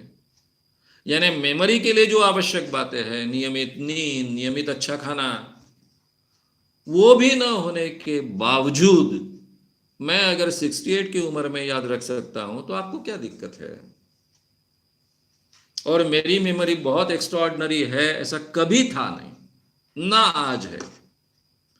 कई सिंपल बातें याद नहीं रहती है, मैं पहले ही कह चुका हूं आपको, फिर से कहने की आवश्यकता नहीं। इसका मतलब हमने अपनी मेमोरी का, जो हमारे शायद स्टूडेंट जीवन में बहुत अच्छा उपयोग करते थे, वो करना हम भूल गए। हम पढ़ रहे हैं, इसका मतलब हम पढ़ नहीं रहे हैं। पढ़ना यानी आंखों से देखना नहीं होता ना। पढ़ने का तरीका हमारा क्या है वो मैं सिखाने वाला हूं स्टडी टेक्निक्स में, तब विस्तार से बातें कहूंगा। लेकिन आप कह रहे हो कि मैं पढ़ रहा हूं या पढ़ रही हूं लेकिन मुझे याद नहीं रहता, इसका मतलब आपने पढ़ा नहीं है, आपका पढ़ने का तरीका ठीक नहीं है, उसको हमको सुधारना होगा। मैं कई मित्रों के घर जाता हूं, उनकी बड़ी बड़ी लाइब्रेरी देखता हूं, लाइब्रेरी में सुंदर तरीके से किताबें लगी रहती है। मैं कोई भी किताब निकाल कर देखता हूं, थोड़ा इधर उधर किताब देखने के बाद पूछता हूं ये किताब पढ़ी? वो कहते हैं हाँ पढ़ी। एक भी अंडरलाइन किताब में नहीं होता। अगर वो किताब मैंने पढ़ी होती या पढ़ी रही पहले, तो मैं उसके बारे में 4 सवाल पूछूं तो उसका एक भी जवाब ये दे नहीं पाएगा, ये मुझे पहले से पता होता है, और हमेशा वैसा ही होता है। उस किताब में एग्जैक्टली क्या है वो भी बता नहीं पाएगा। अब किताब कोरी है तो उसका दिमाग भी कोरा है। उसने पढ़ी नहीं, क्या पढ़ी है, वो झूठ बोल रहा है क्या, नहीं बोल रहा है, पढ़ गया भूल गया। इसको पढ़ना नहीं कहते। पढ़ना यानी याद रखने के लिए पढ़ना, ऐसा हम तय करेंगे तभी याद रख पाएंगे। नॉवेल याद रखने की कोई कोशिश नहीं करता। हाँ, जो लिटरेचर के स्टूडेंट्स हैं उनके लिए, अभ्यास के लिए उनको याद रखना पड़ता है। लेकिन अगर आप लिटरेचर के स्टूडेंट्स नहीं हैं, आपको उस नॉवेल के बारे में कुछ लिखना नहीं है, चाहे एग्जाम में हो, चाहे परीक्षा हो, रिव्यू हो, नहीं लिखना है, तो फिर शायद आपको नॉवेल याद रखने की आवश्यकता नहीं। मस्त पढ़िए, एंजॉय कर कर मुक्त हो जाइए, हमें यह सहूलियत होती है। लेकिन जब हम कहते हैं मैं पढ़ रहा हूं, इसका मतलब आप याद रखने के लिए पढ़ रहे हैं, तो फिर आपने याद रखने की कोशिश की क्या?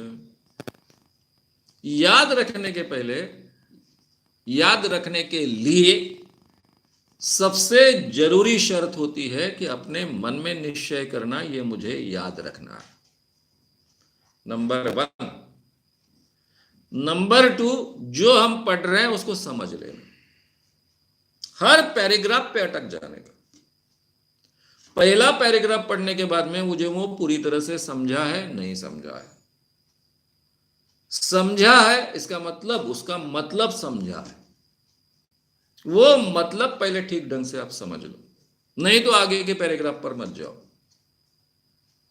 उसके लिए आवश्यक लगे तो अंडरलाइन करो, बहुत सुंदर वाक्य है उसको अंडरलाइन करो। एक आधा शब्द नया होता है, हम संदर्भ से उसका मतलब निकाल लेते हैं, लेकिन वो शब्द का एक्यूरेट मतलब क्या है ये हमें पता नहीं होता है, तो उसको अंडरलाइन किया। हो सकता है तो तभी के तभी डिक्शनरी में चेक किया, उसका मतलब बाजू में लिख दिया। एक पैराग्राफ मैंने ठीक ढंग से समझ लिया, फिर दूसरा पैराग्राफ, फिर तीसरा पैराग्राफ, इसको पढ़ना कहते हैं। हम अपने आंखों के सामने किताब रखते हैं, उसको पढ़ते जाते हैं, इसके पढ़ने को कोई मतलब नहीं, समझने के बिना पढ़ने को कोई मतलब नहीं।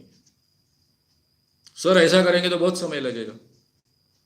मैं हमेशा कहता हूं कि पढ़ाई के लिए जो आप समय देते हो कभी बर्बाद नहीं होता है। कुछ लोग एक पाठी होते हैं, एक बार पढ़ते तो उनको याद रहता है, ये सब एक पाठी लोग भुलक्कड़ भी होते हैं, जल्दी भूल भी जाते हैं।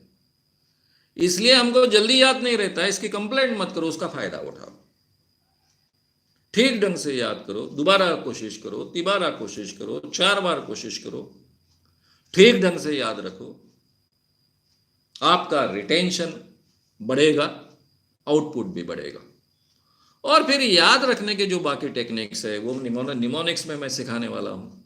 पूरा सीरीज बहुत ध्यान से सीखिएगा, उसका बहुत अच्छे ढंग से आप उपयोग कर पाओगे। वैसे देखा जाए तो मैं एक रीडिंग में कुछ भी समझ नहीं पाता हूँ, मैं बहुत स्लो रीडर हूँ। एक जमाने में एक दिन में मैं 2-2, 3-3 किताबें पढ़ता था। मेरा लाइब्रेरियन हक्का बक्का रहता था, अरे कल तो तू ले गया 3 किताबें, तीनों की तीनों पढ़ के ला के दी, कितना पढ़ता रे तू। बहुत फास्ट रीडर था, तब मुझे कोई विषय का लेना देना नहीं होता था, कुछ भी पढ़ता था। नॉवेल्स होते थे, कहानियां होती थी, कभी कभी वैचारिक किताबें भी होती थी, वो भी पढ़ डालता था। लेकिन वो केवल पढ़ना था और कुछ नहीं था, उसका रिटेंशन बिल्कुल नहीं था। जो याद रह जाए रह जाए, उसके कारण जो भी समृद्धि आती है, आपकी योग्यता बढ़ते रहती है ज्ञान के क्षेत्र में और बाकी नॉलेज के क्षेत्र में और जानकारी के क्षेत्र में होते रहती है, अपने आप होते रहती है, वो होते रहती है। लेकिन जब से मैंने ये बातें याद रखकर बोलनी शुरू की, तब से मैं बहुत स्लो रीडर हूं, ज्यादा समय लगता है, हर पैराग्राफ मुझे ठीक ढंग से पढ़ना पड़ता है, ठीक ढंग से रिटेन करना पड़ता है, लेकिन उसका आउटपुट उतना ही बेहतर होता है। तो इसलिए आपको ज़्यादा समय लगता है, जल्दी याद नहीं रहता है, इसकी कंप्लेंट मत कीजिए, उसका फ़ायदा उठाइए, मेहनत लीजिए, ठीक ढंग से याद रहेगा। किसी की भी मेमोरी बुरी नहीं होती है, बैड मेमोरी नाम की कोई चीज नहीं होती है। आप कोशिश कीजिए, बहुत अच्छे ढंग से आपको याद रहेगा, कम से कम आज से ज्यादा अच्छे ढंग से याद रहेगा। उसके लिए जो आवश्यक टेक्निक्स है वो तो मैं निमोनिक्स में आपको सिखाने वाला हूं। नेक्स्ट। मैं जॉब करती हूँ और साथ में पढ़ भी रही हूँ, इसलिए मुझे रात को 2 बजे तक पढ़ाई करनी पड़ती है और सुबह 6 बजे उठ जाना पड़ता है। क्या इससे मेरे स्वास्थ्य पर कुछ असर पड़ेगा? पूजा तायड़े, मुंबई से। पूजा तायड़े मुंबई से इनका सवाल है कि मैं जॉब भी करती हूँ और पढ़ाई भी करती हूँ, इसलिए सब काम निपटने के बाद में रात को 2 बजे तक मुझे पढ़ाई करनी पड़ती है, फिर मुझे 6 बजे उठ जाना पड़ता है। यानी इसका मतलब नींद कम होती है, तो इसका मेरे स्वास्थ्य पर क्या बुरा असर पड़ेगा? देखिए, आपको अगर अच्छी पढ़ाई करनी है तो आपको कम से कम 6-7 घंटा तो अच्छी नींद लेनी चाहिए, गहरी नींद लेनी चाहिए। हालांकि सम्मोहन जैसी प्रक्रिया के द्वारा, मेडिटेशन जैसी प्रक्रिया के द्वारा नींद को कम किया जा सकता है, और मैंने कई लोगों को कम समय सोते हुए देखा भी है। तीन नेता लोग हैं जो बहुत कम समय सोते हैं, शरद पवार जी उसका उदाहरण है। हमारे देश के प्रधानमंत्री जैसे कई लोग हैं, उनको बहुत कम समय मिलता है। इंदिरा जी की भी 4 या 5 घंटे के ऊपर सो नहीं पाती थी, यानी समय नहीं मिलता था। सेम चीज पंडित जवाहरलाल नेहरू जी के बारे में कही जाती है। अब इंदिरा जी और पंडित जवाहरलाल जी दोनों मेडिटेशन का उपयोग करते थे, रिलैक्सेशन टेक्निक तो बहुत अच्छे ढंग से उपयोग करते थे, बैलेंस कर डालते थे। बाकी लोगों के बारे में मुझे मालूम नहीं।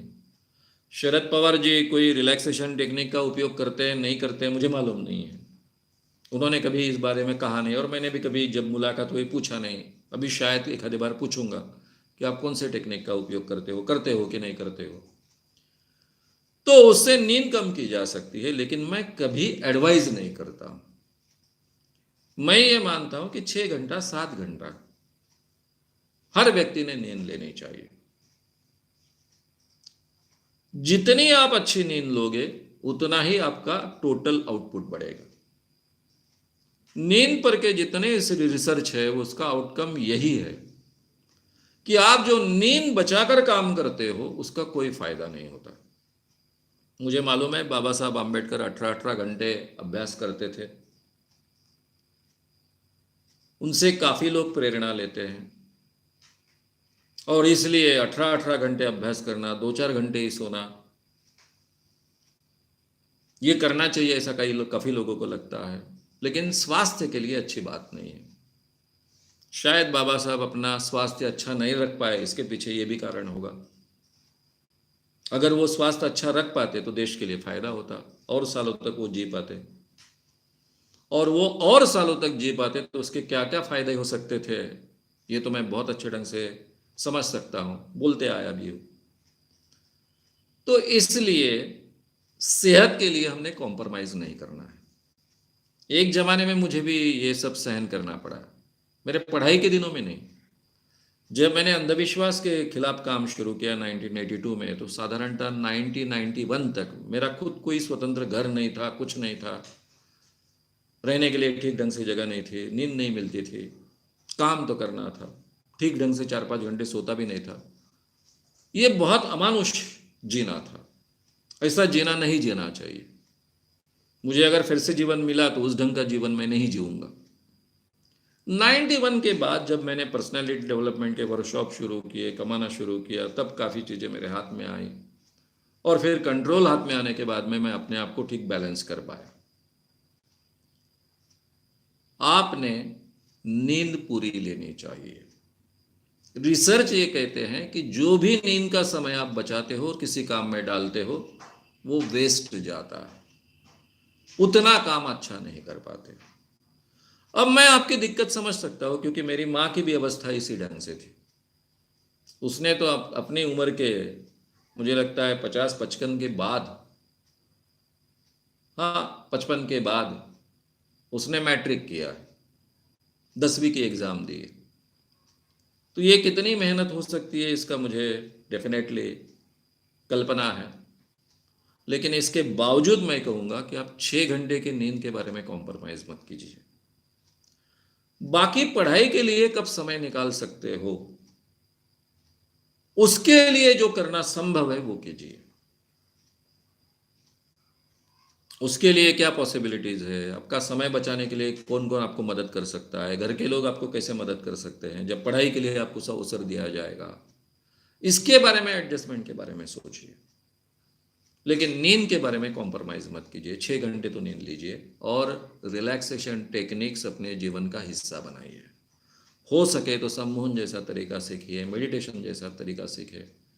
रोज कम से कम कुछ सम्मोहन बहुत कम समय में आप कर सकते हो, मेडिटेशन के लिए लंबा समय लगता है, लेकिन जो भी टेक्निक आप सीखोगे उसको साथ दीजिए तो आपके अभ्यास के भी रिजल्ट ज़्यादा अच्छे आएंगे और आपका रोजमर्रा का काम भी बहुत अच्छे ढंग से आप कर पाओगे।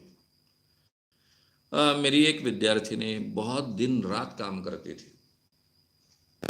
एक बार हम कुछ मित्र लोग, सभी मेरे स्टूडेंट जो मेरे सी कोर्स के स्टूडेंट्स थे, हम ऐसे मिलने को गए थे। कुछ तो भी उनके घर में कुछ उन्होंने हम सब के लिए बुलाया था। तब मैंने उससे सवाल पूछा था कि भाई तुम सुबह से इतना जल्दी उठकर रात तक काम करते रहती हो, थक नहीं जाती हो? तो उसने मुझे जवाब दिया था कि मैं आपसे तो सीखी हूँ। मैं क्या करती हूँ कि अपने आप को सम्मोहन में जाकर सजेशन देती हूँ कि जैसे जैसे मैं काम करती हूँ वैसे वैसे मैं बहुत आनंदित, उत्साहित महसूस करती हूँ, एनर्जेटिक महसूस करती हूँ और दिन भर न थकते हुए मैं काम करती हूँ। तो ये साइकोलॉजिकल टेक्निक्स का इस ढंग से उपयोग हो सकता है, इसका भी आपको आपके अभ्यास में और बाकी काम में भी उपयोग हो सकता है। तो ये टेक्निक सीखिए, लेकिन नींद के बारे में कॉम्प्रोमाइज मत कीजिए। उसका अपने हेल्थ पर आज नहीं कल जाकर बुरा असर होता ही है, वो हमने टालना चाहिए। नेक्स्ट, क्या वैदिक मैथमेटिक्स का जो सिस्टम है वो नॉर्मल मैथमेटिक्स के सिस्टम से अच्छा है? नरेंद्र कुमार बैंगलोर से। नरेंद्र कुमार बैंगलोर से इन्होंने सवाल पूछा है कि वैदिक सिस्टम का जो सिस्टम है, वैदिक मैथमेटिक्स का सिस्टम, वो क्या नॉर्मल मैथमेटिक्स से अच्छा है? देखिए, जो किताबें मेरे पास आई थी, मैंने जो वर्णन किया है कि शकुंतला देवी को एक्सपोज करने के समय में जो किताबें मेरे पास आई थी उसमें वैदिक मैथमेटिक्स का भी किताब था। उसके पहले तो मैंने वैदिक मैथमेटिक्स के बारे में कभी विचार भी नहीं किया था, और जब मुझे समय मिला तो सभी किताबें मैंने पढ़नी शुरू कर दी। लेकिन मेरी दिक्कत ये हो गई थी कि मैंने हैरी लॉरेन के निमोनिक्स की किताब पहले पढ़ ली थी और उस तुलना में वैदिक मैथमेटिक्स बहुत कॉम्प्लिकेटेड है, इसलिए मैंने बिल्कुल उसको मास्टर करने का सोचा भी नहीं। जब तुम्हारे पास आसान तरीके उपलब्ध हो तो क्यों डिफिकल्ट तरीकों में तुम जाए? बाकी किताबों में बहुत अलग अलग तरीके मेमोरी टेक्निक्स के दिए हैं। वैदिक मैथमेटिक्स तो मेमोरी टेक्निक नहीं है, एक पद्धति है, लेकिन मेमोरी टेक्निक्स के बाकी बहुत तरीके हैं, वो भी कारगर है। लेकिन इन सब में बहुत साइंटिफिक, बहुत इफेक्टिव, कम समय में रिजल्ट देने वाले, ये तो हैरी लॉरेन ने ही सही माने में डेवलप किए। उसने कोई आसमान से डेवलप नहीं किए। अलग अलग प्रकार के मैथमेटिक्स थे, ग्रीक मैथमेटिक्स थे, वैदिक मैथमेटिक्स थे, चाइनीज मैथमेटिक्स की एक अलग ढंग की परंपरा रही है। इन सब का अभ्यास कर कर, ब्रेन का अभ्यास कर कर उसने ये टेक्निक्स डेवलप किए हैं। तो इसलिए मैं हमेशा रिकमेंड करता हूँ, अभी हैरी लॉरेन अमेरिकन है इसलिए उसको हम नकारना, इसकी आवश्यकता नहीं है। फिर हमको सभी बातें नकारनी पड़ेगी, मोबाइल भी नकारना पड़ेगा, टीवी भी नकारना पड़ेगा, यूट्यूब भी नकारना पड़ेगा, मैं आपसे बोल रहा हूँ वो भी नकारना पड़ेगा, आप भी सुनना नकारना पड़ेगा। अमेरिकन है इसलिए तो नकार नहीं सकते। Harry Lorayne best.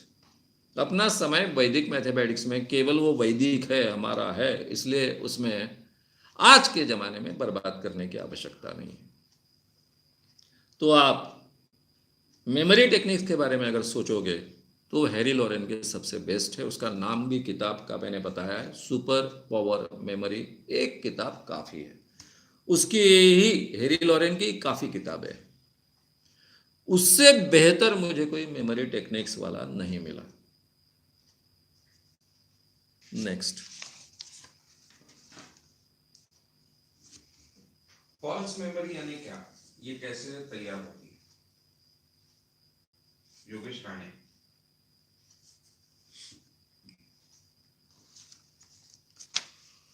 Yogesh Rane, इनका सवाल है कि फॉल्स मेमोरी यानी क्या, ये कैसे तैयार होती है। आपने ये फॉल्स मेमोरी किस संदर्भ में उपयोग किया मैं नहीं जानता हूं, लेकिन फॉल्स मेमोरी शब्द से जो मैं समझ पाया हूं वो समझकर मैं जवाब देने की कोशिश कर रहा हूं। फॉल्स मेमोरी का मतलब मैं ये ले रहा हूं कि किसी व्यक्ति के दिमाग में मेमोरी रिकॉर्ड हुई है, उसको लगता है ऐसा घटित हुआ है, लेकिन एक्चुअल जीवन में ऐसा हुआ ही नहीं। इसको हम फॉल्स मेमोरी कह सकते हैं। अगर इसी संदर्भ में आपने सवाल पूछा होगा तो भी, और नहीं भी पूछा होगा तो भी, मैं इस संदर्भ में इसका जवाब दे रहा हूं। तो इस ढंग की फॉल्स मेमोरी हो सकती है क्या कि एक व्यक्ति बहुत ईमानदारी से, प्रामाणिकता से कह रहा है कि मेरे साथ में ऐसा घटा है, मेरे साथ में ऐसा हुआ है, लेकिन ऐसा हुआ ही नहीं, एक्चुअली ऐसा हुआ ही नहीं। यह हो सकता है कि नहीं? हो सकता है। कब कब हो सकता है? कई बीमारियों में यह हो सकता है, और ये बीमारियां ऐसी है कि जो ध्यान में नहीं आती। जैसे पैरानॉइड है, कोई किसी को पैरोनिया हुआ। अब पैरानॉइड सिजोफ्रेनिया भी है और केवल पैरोनिया भी है। जिसको पैरोनिया हुआ होता है उसको ऐसा लगता है कि कुछ सुनाई देता है, कुछ दिखता है, जैसा हम अभी नॉर्मल अवस्था में ऐसा ही उसको लगता है, और वो अनुभव उसके लिए 100% सही होता है। अब इस व्यक्ति का बाकी बिहेवियर अगर नॉर्मल है, बाकी बिहेवियर में कोई अड़चन नहीं है, बाकी केवल बिहेवियर में नहीं है, बाकी उसके सभी व्यवहार में भी सभी बातें सामान्य हैं, लेकिन वो व्यक्ति पैरानॉइड है। उसको लगता है कि मैंने ये सुना, मेरे बारे में ऐसा बोला, 100% सही लगता है, लेकिन एक्चुअली उसने सुना वो काल्पनिक है, उसने जो देखा वो काल्पनिक है, उसके भ्रम है। ये बातें उसके मेमोरी में तो रिकॉर्ड हो जाएगी, क्योंकि उसके लिए अनुभव सच है, वो 100% सच है। अब आप सम्मोहन में ये अनुभव को पूछोगे तो भी वो अनुभव वो कह पाएगा, नार्को एनालिसिस में इस अनुभव को पूछोगे तो भी वो उसको कह पाएगा। क्योंकि उसके दिमाग में रिकॉर्ड हो गया है। यही तो दिक्कत है सबसे बड़ी। इसी से तो अध्यात्म में ये जो माया और ब्रह्म सत्य, ये जो सब कंसेप्ट निकली, इसी में से निकली। हमारे माइंड जो देखता है, सुनता है, रिकॉर्ड करता है, वो सत्य होता ही है ऐसा नहीं, वो काल्पनिक चीजें भी रिकॉर्ड कर लेता है। कुछ बीमारियों के क्षण में ऐसा होता है, मैनिया में ऐसा होता है, सिजोफ्रेनिया, खास कर पैरानॉइड सिजोफ्रेनिया में ऐसा होता है, पैरोनिया में ऐसा होता है। अब ये बीमारियां हो गई। नॉर्मल स्थिति में होता है कि नहीं? होता है। एक इंसान, इसके लिए प्रयोग किए गए हैं कई, और इसीलिए जब मिलिट्री में सिखाया जाता है तो इसका उपयोग किया जाता है। यानी एक अनुभव हम देखते हैं, एक्सीडेंट हुआ, गाड़ियों का आवाज सुना, धड़ाड़ धूम गाड़ियां एक दूसरे पर सवार हो गई, चकनाचूर हो गई। फिर हम दौड़ के आए, फिर लोगों को बाहर निकाला गया, उसमें 2 लोग मर गए वगैरह जो भी हुआ। अब ये अनुभव है, ये सही में हुआ था क्या? एक्सीडेंट हुआ, सच बात है, धड़ाड़ धूम आवाज आया, ये सच बात है, लेकिन हम में से काफी लोग ऐसा कहते हैं कि मेरे सामने गाड़ियों ने एक दूसरे के साथ में टक्कर हुई, ऐसे चकनाचूर हो गई, फिर मैं दौड़ के गया, लोगों को बाहर निकाला, 3 अंदर ही मर गए थे, 2 को जिंदा थे, उनको भेज दिया। ये सही होता है क्या? कई बार ऐसा होता है कि ये सब सही नहीं होता है। हम बहुत दूर है, शायद वहां से 300-400 मीटर दूरी पर है, धड़ाधुम गाड़ी का आवाज आया। ये बात सही है क्योंकि 400 मीटर तक ये आवाज पहुंच गया। वहां से हम जो भी 2 व्हीलर पर हैं, काय पर है, वहां से वहां आते हैं, तब तक लोग बाहर निकालते हैं, उनको भेज भी देते हैं। फिर हम बाकी लोगों के मुंह से सुनते हैं कि कैसी एक गाड़ियां एक दूसरे के ऊपर में चढ़ गई, कैसी एक दूसरे के साथ में डैश हो गया, क्या हो गया, पहले 3 लोग कैसे छटपटा रहे थे। अब कहें कि हम जब तक आए वो छटपटाने वाले मर गए थे, वो दोनों थे, उनको भेज दिया था, तो फिर लोग क्यों इंटरेस्ट से हमारा सुनेंगे? इसलिए हम पहली बार अपना ये अनुभव कहते हुए कहते हैं कि मेरे सामने ऐसा डैश हुआ, मैं दौड़ते गया, 3 लोग छटपटा रहे थे, उनको बाहर निकालना चाहता था लेकिन निकाल नहीं पाया, उसके पहले ही वो मर गए, मेरे सामने मर गए।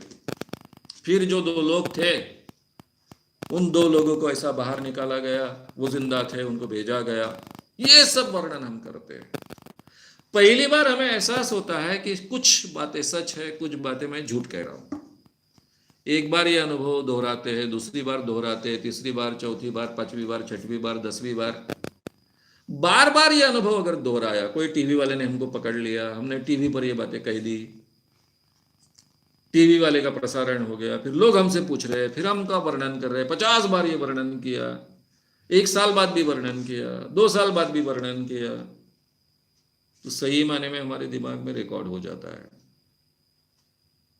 हालांकि हम लोग मरने के बाद वहां पहुंचे, 3 लोग मर गए थे, लेकिन बाद में हमें याद नहीं रहता है कि हमने झूठ बोला था, क्योंकि इतनी बार हमने उस चीज को दोहराया है कि वो हमारे दिमाग के लिए सच बन जाता है। ये रिपीटेशन के कारण भी ये फॉल्स मेमोरी क्रिएट हो सकती है। पहली फॉल्स मेमोरी बीमारी के कारण, दूसरी फॉल्स मेमोरी रिपीटेशन के कारण। जो हमारा एक उत्साह होता है, ह्यूमन टेंडेंसी होती है कि मैं वहां था, ये कहने की ह्यूमन टेंडेंसी होती है, उसको बार बार रिपीट करते हैं तो हम खुद भूल जाते हैं कि मैंने रिपीट किया था। तीसरा प्रकार, कोई बीमारी न होने के बावजूद अगर कोई कल्पना हम बार बार करते हैं तो वो भी फॉल्स मेमोरी बन जाती है।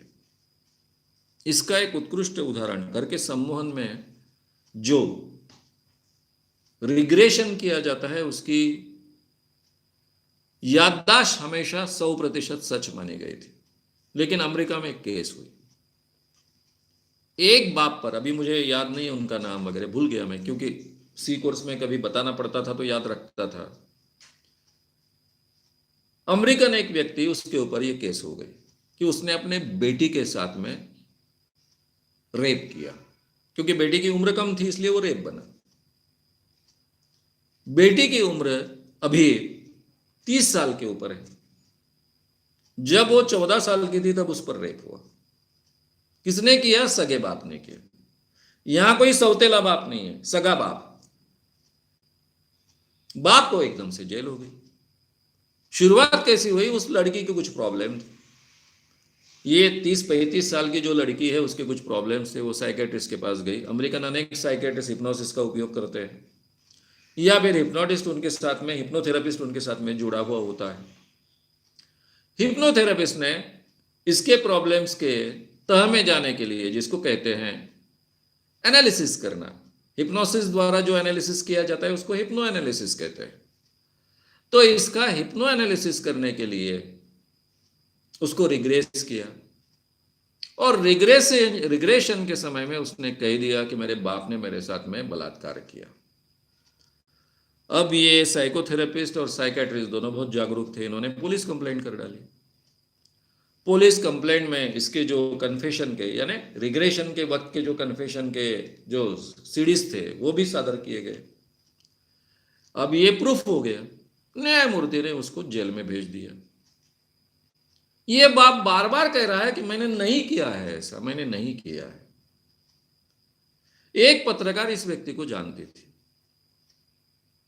उसको लगता था कि ये अपने बेटी के साथ में नहीं कर सकता है इस ढंग का व्यवहार, इसलिए वो उसके जाकर मिल गई। बड़ी पत्रकार थी। मिलने के बाद में उसने कहा कि मैंने नहीं किया है रेप।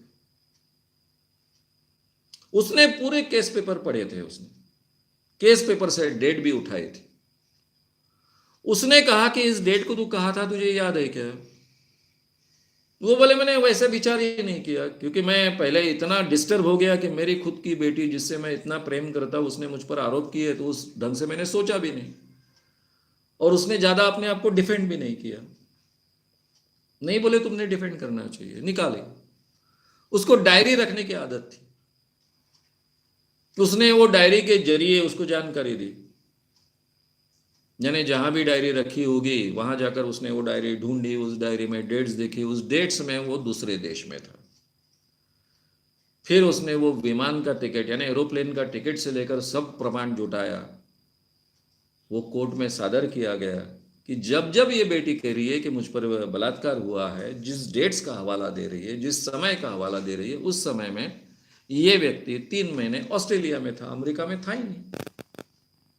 3 महीने ऑस्ट्रेलिया में था, तो वो 3 महीने में तो बलात्कार नहीं हुआ, और वो सभी डेट्स उसी में आती है। यानी उन दिनों में उस बेटी ने कल्पनाएं की थी, और वो कल्पनाएं उसको सच लगने लगी थी, और वो उसके जहन में बैठ गई थी। उल्टी बात हुई थी, बेटी ही अपने बाप के बारे में ऐसी कल्पना कर रही थी, और उसके लिए वो सच हो गया था।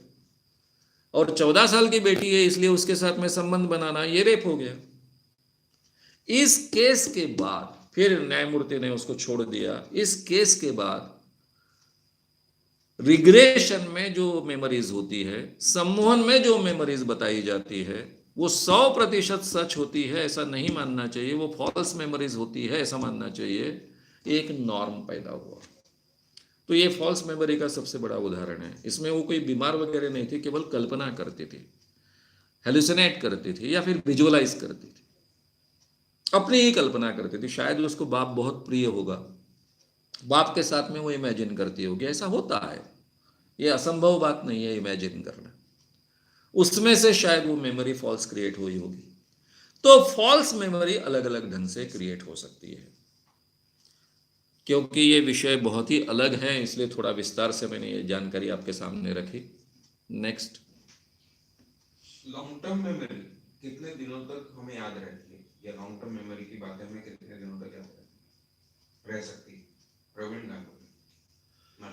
प्रवीण गांगुर्डे नाशिक, इनका सवाल है कि हमें लॉन्ग टर्म मेमोरी कितने दिनों तक याद रह सकती है। हालांकि लॉन्ग टर्म मेमोरी क्या होती है,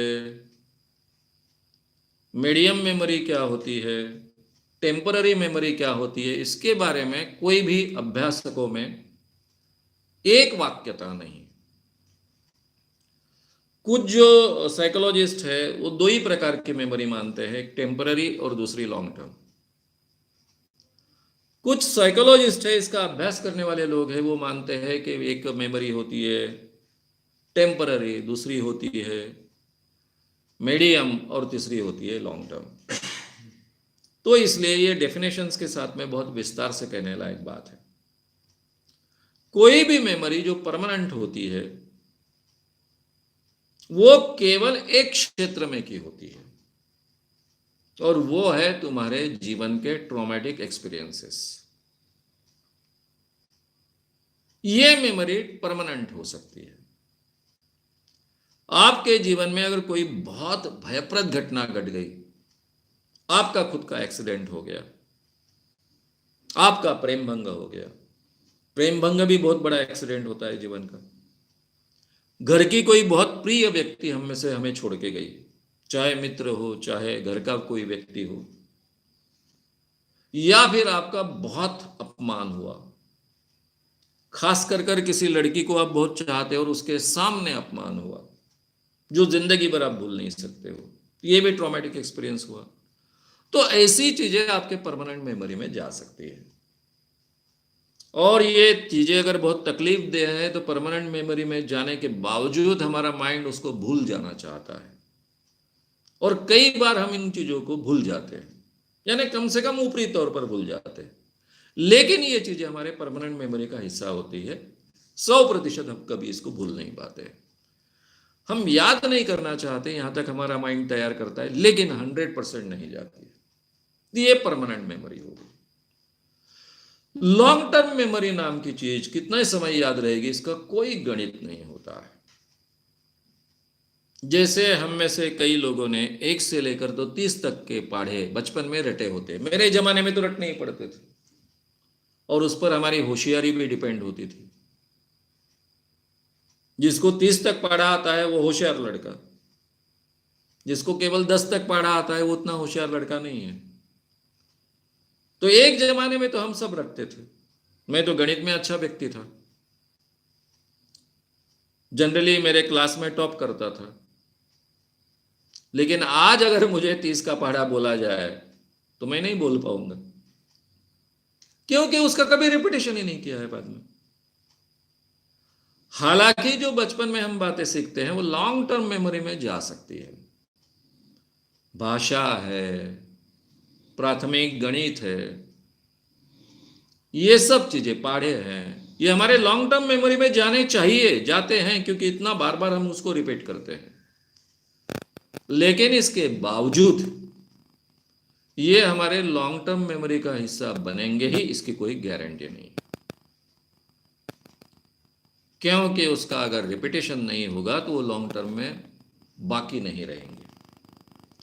इसलिए लॉन्ग टर्म मेमोरी कितने दिनों तक टिकेगी इसका कोई हिसाब नहीं दिया जा सकता है।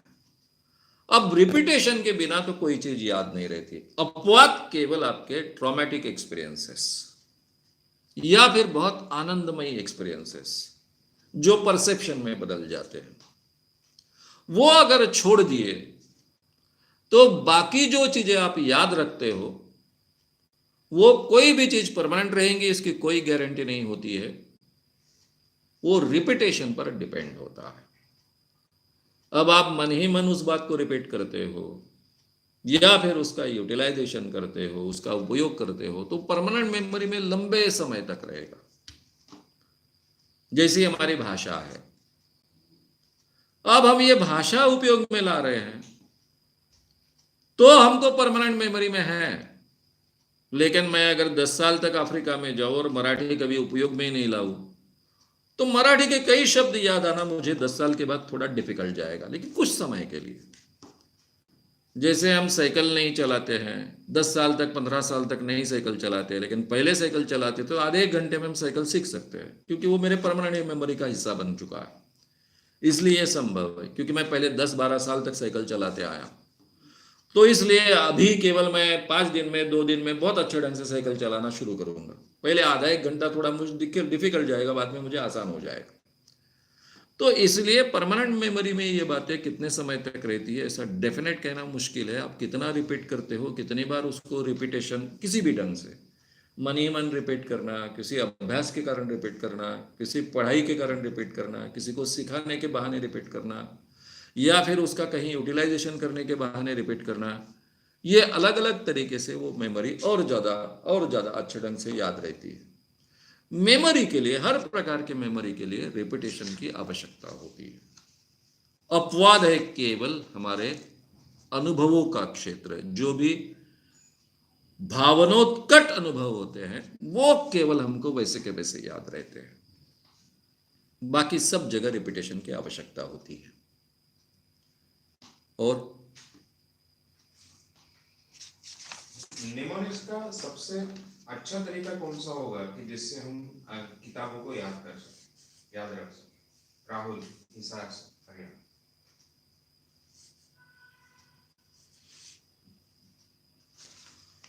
राहुल हिसार से, हरियाणा, इनका सवाल ऐसा है कि निमोनिक्स का कौन सा सबसे अच्छा तरीका है कि जिसके कारण हम किताबों को याद रखें।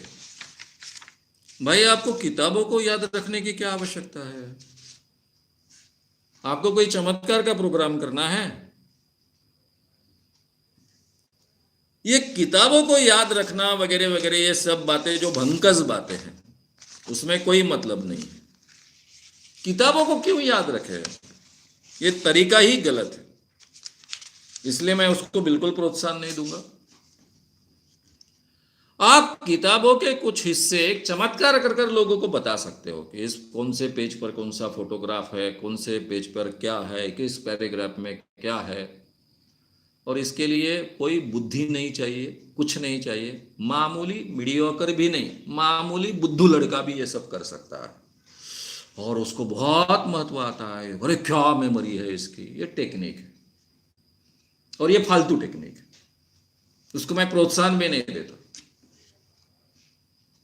ये सिंपल टेक्निक है और कुछ नहीं है। निमोनिक्स के एबीसीडी जिसको आती है वो कोई भी गधा आदमी कर सकता है, बुद्धू आदमी भी कर सकता है, जिसकी मेमोरी बहुत सही मायने में अच्छा काम नहीं करती ऐसा भी आदमी कर सकता है। जो 10वीं क्लास पास नहीं कर सकता कभी, वो भी ये काम कर सकता है। इतनी फालतू चीज है। अब रहा सवाल, आपको किताब याद रखना है यानी क्या? किताब याद रख के क्या करोगे आप? ऐसी सोच भी गलत है। वो पुराना जमाना गया कि वेद पाठ कर रखे हैं, वेद के मंत्र बोल रहे हैं तो आपकी बहुत इज्जत है, आपके चरणों पर लोग माथा टेक रहे हैं। अभी ज्ञान प्राप्त करने का जमाना है। जो किताब में ज्ञान है उसको समझ लेना, उसको ठीक ढंग से समझकर ग्रहण करना और वो ज्ञान का रिटेंशन करना, ये संभव है निमोनिक्स के तंत्र के द्वारा। और वही बात मैं आपको सिखाने वाला हूं। फिर आप 100% एक्यूरेटली सब बातें याद रख सकते हो, जितनी याद रखना आपको आवश्यक है। लेकिन वो अपनी भाषा में, किताब की भाषा में नहीं, वो अपनी भाषा में आपको याद रखना पड़ता है और अपनी भाषा में उसको रिप्रोड्यूस करना पड़ता है। जैसे मैं बोल रहा हूं वो किताब की भाषा नहीं बोल रहा हूं, वो मेरी भाषा बोल रहा हूं। वैसे आपको अपनी भाषा में लिखना पड़ेगा, अपनी भाषा में बोलना पड़ेगा, किताब की भाषा में नहीं। किताब की भाषा अगर आप रटना चाहते हो तो उसमें निमोनिक्स का कोई उपयोग नहीं है। हाँ, एक आधी दूसरी डेफिनेशन आपको वैसे के वैसे याद रखनी है, वो बात अलग है, क्योंकि डेफिनेशन में शब्द भी बहुत महत्व के होते हैं, प्रीपोजिशंस भी बहुत महत्व के होते हैं, हर उसका एवरी एंड ईच वर्ड महत्व का होता है। इसलिए उसको जैसे के वैसे डेफिनेशंस को आपको याद रखना चाहिए। वहां तक आप ठीक है, वो रट सकते हो। रट्टिफिकेशन के लिए निमोनिक्स ये तंत्र नहीं है। जिसके पास बुद्धि है, जो बुद्धि का उपयोग करना चाहता है, ज्ञान को ग्रहण करना चाहता है, उसके लिए निमोनिक्स का तंत्र है, सही माने में उसका उपयोग कर सकता है। एक तो ऐसे जादुई प्रयोगों के लिए उपयोग कर सकता है, जैसे मैंने कहा कि 25 चीजों के साथ में 25 आंकड़े हैं, आंकड़ों के साथ में आपको चीज कह रहे हो, चीज के साथ में आंकड़े कह रहे हो, 30-35 चीजें लगातार आप क्रम से बोल रहे हो, उल्टा क्रम बोल रहे हो, सीधा क्रम बोल रहे हो। ये कोई बुद्धिमानी की चीज नहीं है, ये तो जादुई टेक्निक्स हो गए।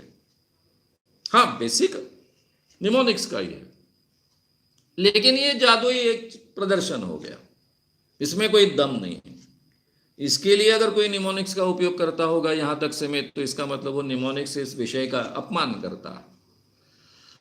निमोनिक्स के जरिए आप जीवन में जो भी चीज याद करना चाहते हो, याद करना नहीं, याद रखना चाहते हो, वो 100% आप एक्यूरेटली रख सकते हो।